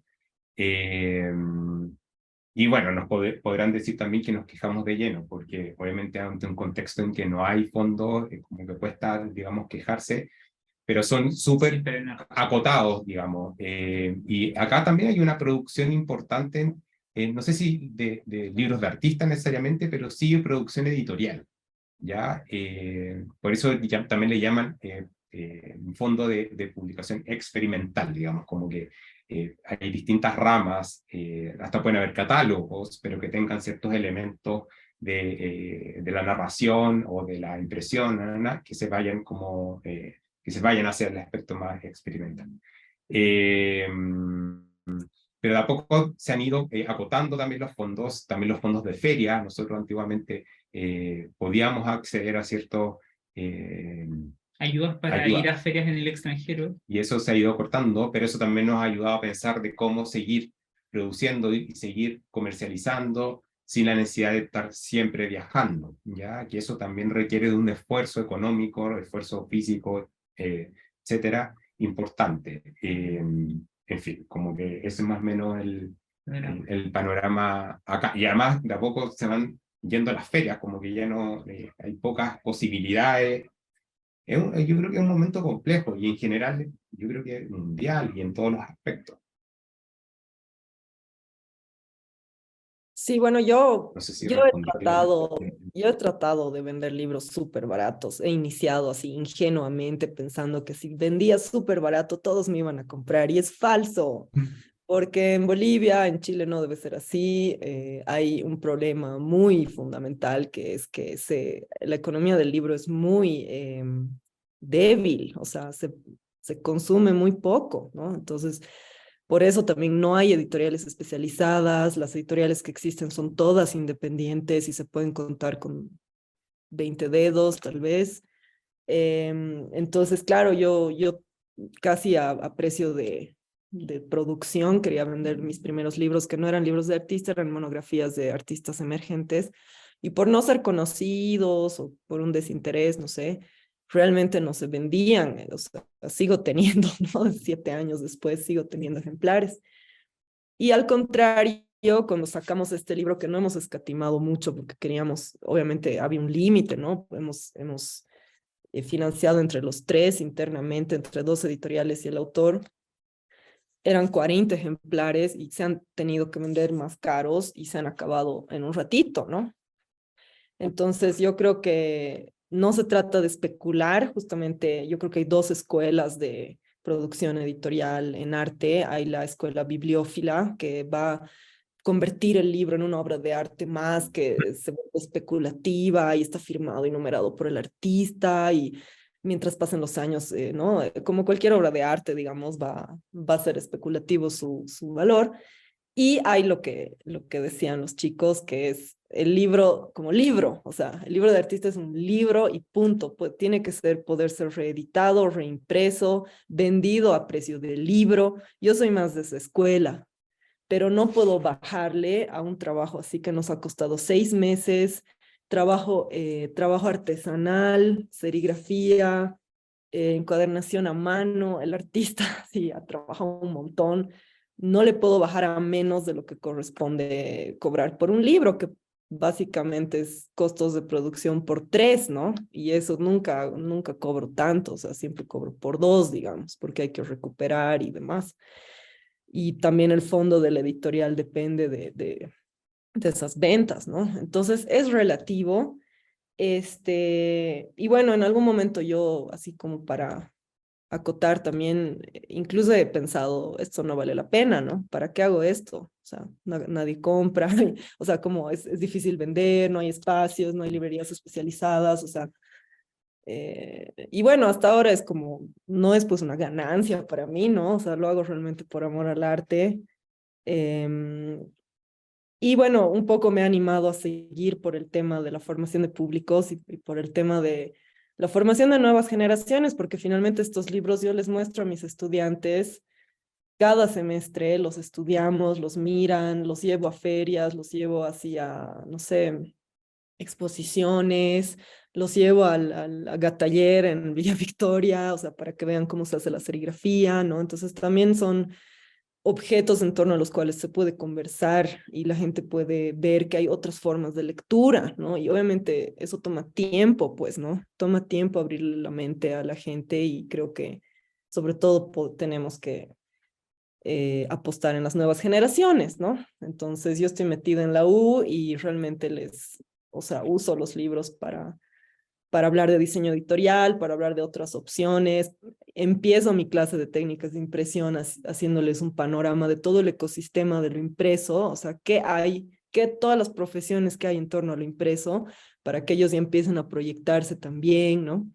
Por eso me he animado a seguir, pero sí, ¿no? O sea, no siempre es fácil y hay que encontrar un equilibrio entre estas cosas, ¿no? Ahora sí me he planteado, porque cada vez estoy haciendo libros más complejos, más difíciles, no solo de financiar, sino de hacer. Me toma mucho tiempo porque no tengo mucho y, y estoy con ganas después de estos últimos libros súper complejos que voy a sacar, volver a gestos más sencillos, ¿no? O sea, tiene un poco que ver con lo que ustedes decían de comprender y ver la escala en la cual uno puede trabajar, ¿no? Y respetar tu energía también y al final creo que un gesto súper sencillo puede ser igual de fuerte, ¿no? Entonces, estoy con ganas de volver un tiempo después, tal vez sacando convocatorias y dinamizando de otra forma, igual la editorial, cosas un poco más sencillas y no menos fuertes, no menos valiosas en tanto que obra, ¿no? Sí. Porque, o sea, justo cuando yo les planteaba la pregunta, igual ese rato, inmediatamente he pensado, y bueno, con lo que decía Sebastián, esta idea de que para quién es democrático, digamos, ¿no? Y realmente para el artista no es democrático, no democratiza el trabajo artístico, pero claro, también, o sea, hay una labor ahí de como son objetos que, bueno, o sea, son objetos artísticos.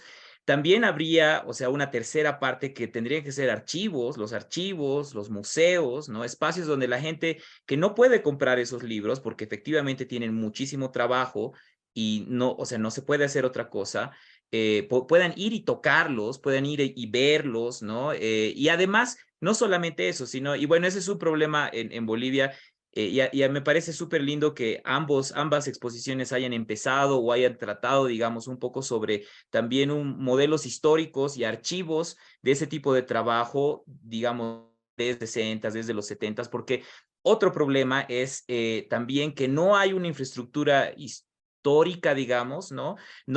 En Bolivia, por ejemplo, no hay un libro que hable sobre la historia del libro de artista, ¿no? Digamos, el trabajo que está haciendo Eloisa en las clases, por ejemplo, es un trabajo que no está, o sea, no hay nadie que haya hecho, que haya dejado constancia escrita de eso, ¿no? Y esa falta de estructura también histórica hace que todo se pierde ahí flotando en el agua, ¿no? O sea, son como pantallazos o así pequeñas luminarias que se pierden porque no están interconectadas, no hay un modelo de interpretación de todo este desarrollo a lo largo del siglo XX o por lo menos de la segunda mitad del siglo XX, ¿no? Y sí, o sea, ambas cosas son infraestructuras que se requieren para democratizar, pero sí, eso, o sea, sin dejar de democratizar el trabajo del artista, el trabajo del investigador, el trabajo del curador, etcétera, y esta apertura de públicos para eso, ¿no? Y que tenía otras preguntas un poco más relacionadas más bien ahora con lo de ahora, sobre, por ejemplo, yo siento que hay un boom, bueno, ya serán pues ya décadas, y es rico lo que ustedes han hablado, por ejemplo, del trabajo que hacen con talleres de risografía y con lugares de impresión digital, y lo mismo Eloisa, y bueno, Eloisa, por ejemplo, en el caso boliviano, también hay como los imprenteros digitales, que son como los clásicos, digamos, ¿no? Y todos van hacia esos imprenteros digitales, ¿no? Como lo que ustedes decían en el caso de Santiago, pero yo siento que ha habido un boom y sigue en curso, digamos, a partir de la impresión digital y a partir de la risografía en toda Latinoamérica. No sé cómo lo ven ustedes, digamos, que han viajado, han ido a ferias, sienten que hay un boom, porque por otro lado también los chicos de Naranja dicen que en este momento es como que todo está muy incierto y todo se ha caído por la pandemia, pero sí siento, yo por ejemplo, he ido a México y justamente ahí he conocido Superediciones Prisma que van a participar mañana. Y en México he visto así muchísimo trabajo, ¿no? Y en Lima también hay mucho trabajo muy interesante. Entonces, también a mí me entusiasma mucho, digamos, las posibilidades que han dado estas nuevas tecnologías. Eso por un lado. Y por otro lado, por ejemplo, en el caso de los fotolibros, los fotocines, también como la ebullición que hay de imagen a través de las redes sociales, ¿no? Y como Instagram, por ejemplo, o sea, está de alguna expandiendo el universo gráfico que en su momento en los 70s existía en los fotocines, etcétera, ¿no? Entonces, ¿cómo ven eso, digamos, no? ¿Cómo ven estos nuevos desarrollos tecnológicos y si consideran que hay un boom de eso o qué está pasando en su relación con las redes sociales? Eh, ¿Cómo partir? A ver, yo creo, o sea, el tema de la rizo, por ejemplo, acá, igual lleva años, harto tiempo, pero en un comienzo era bastante cara, porque entiendo que los tambores eran y siguen siendo caros, pero ahora como que se ha diversificado un poco más. Antes había muy pocos espacios, entonces obviamente había una especie de monopolio, entre comillas, en torno a la risografía. Estoy hablando hace, no sé, 6 años, 7 años. Sí. Luego, diversas también escuelas de diseño comenzaron a adquirir máquinas. Entonces ya los estudiantes tenían acceso, también distintas personas, como independientes o editoriales, comenzaron también a adquirir. Hasta nosotros en algún momento pensamos en comprar una, pero después nos arrepentimos porque también hay un tema ahí con la impresión, con aprender a utilizar la máquina. El mantenimiento de la máquina. Claro, Y somos dos que personas, sí, como que no nos da para imprimir aparte como... imprimir y como todo lo que hay que hacer en torno también al trabajo de librería, de feria, de comercializar, también el punto que tocaba Luis de las clases en la universidad, también hacemos talleres en Naranja, como que son muchas cosas que no damos abasto. Entonces nos detuvimos, pues como ya queremos realmente ser imprenteros, como que, o seguimos trabajando con, tenemos esta máquina, la Epson, que la amamos, por favor regálenos un año de tinta, Epson. Pero claro, son para cosas muy acotadas. Claro. Entonces, pero no sé, yo siento que como que todas estas nuevas formas de producir o estos boom, claro, hablan de un periodo de la historia y van adquiriendo ciertas connotaciones a medida que pasan los años. Como lo que decía recién, en algún momento también vamos a mirar atrás y quizás podemos delimitar cuándo aparece la rizo y se empieza a masificar y toda la producción que se realizó, sobre todo en torno a la gráfica, y así con las distintas técnicas. Antiguamente el mimeógrafo, que también era como una forma económica de producir, pero claro, aquí parte a la inversa, era como al principio muy poco accesible en comparación a otros países que tenían como diversidad de colores, también un costo muy bajo, como una fotocopia, digamos. Al tiro me acordé que algún momento nos llevaron, fuimos a una escuela de printmaking, ¿se llama? Claro, la clase de... Claro, en Chicago, y nos dieron como un paseo por la escuela, y era así como que nosotros estábamos, mentira que tienen todas estas posibilidades, nosotros como en una escuela además, que tengan offset, rizo, serigrafía, claro, telas de encuadernación, 100 colores para elegir, como que y claro, finalmente ahí nos damos cuenta que con poco podemos ir armando como harto. Me desvié de la pregunta, pero eso con el tema de la Reason. No sé si había algo más como que aportar. Yo me perdí con tu... Que me desvié, Pero, perdón. perdón, la gente del CCLP nos dice que ya más o menos tenemos que ir cerrando. Mil Ah, ya. disculpas. Sí. Bueno, pero no sé si Eloisa Le quería hice decir. así.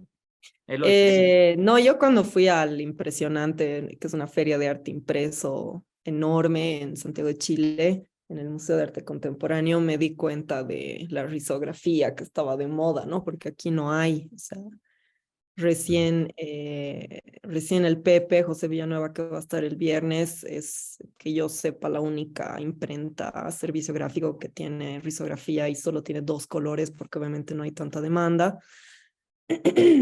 Entonces, pero bueno, en Chile obviamente visité, no recuerdo cuál era, visité una de las imprentas de Rizo y todo eso. Y sí, era como, no solo de Chile, porque era internacional y mucha gente de afuera estaba haciendo risografía, ¿no? Pero bueno, también hay un retorno muy, muy evidente en los últimos 10 años, diría, a técnicas que casi estaban ya obsoletas, ¿no? Como la litografía, como la tipografía, o sea, el grabado, la serigrafía. Entonces yo creo que hace parte de ese boom, digamos, de algo un poco más sistémico, no sé cómo decir, tal vez para que le hace frente a la era digital, a la era de la alienación total en las redes sociales, a no sé, al capitalismo, ¿no? O sea, como volver a lo manual, volver al hacer, volver al oficio de taller, tiene un valor político ahora, ¿no? Y, y bueno, creo que por ahí también va, ¿no? No solo es la risografía, creo que es así. Por eso no ha habido nunca tantas editoriales y proyectos editoriales y producción de fanzines y demás en en Sudamérica, porque creo que está ligado con eso también, ¿no? Claro. Bueno, de verdad les agradezco mucho por la conversación y bueno, ojalá la conversación siga después. Igual la conversación va a seguir con mañana y pasado mañana con los siguientes paneles y ojalá igual nos puedan acompañar ahí escuchando a las otras editoriales. Muchísimas gracias Eloísa, muchísimas gracias Sebastián Arancibia, Sebastián Barrante. Bueno, y aquí cerramos este panel. Y los esperamos a quienes nos estén viendo mañana y pasado mañana a la misma hora. Nos vemos. Muchas Gracias, un Gracias. gusto. Chao. Gusto. Abrazo. Chao.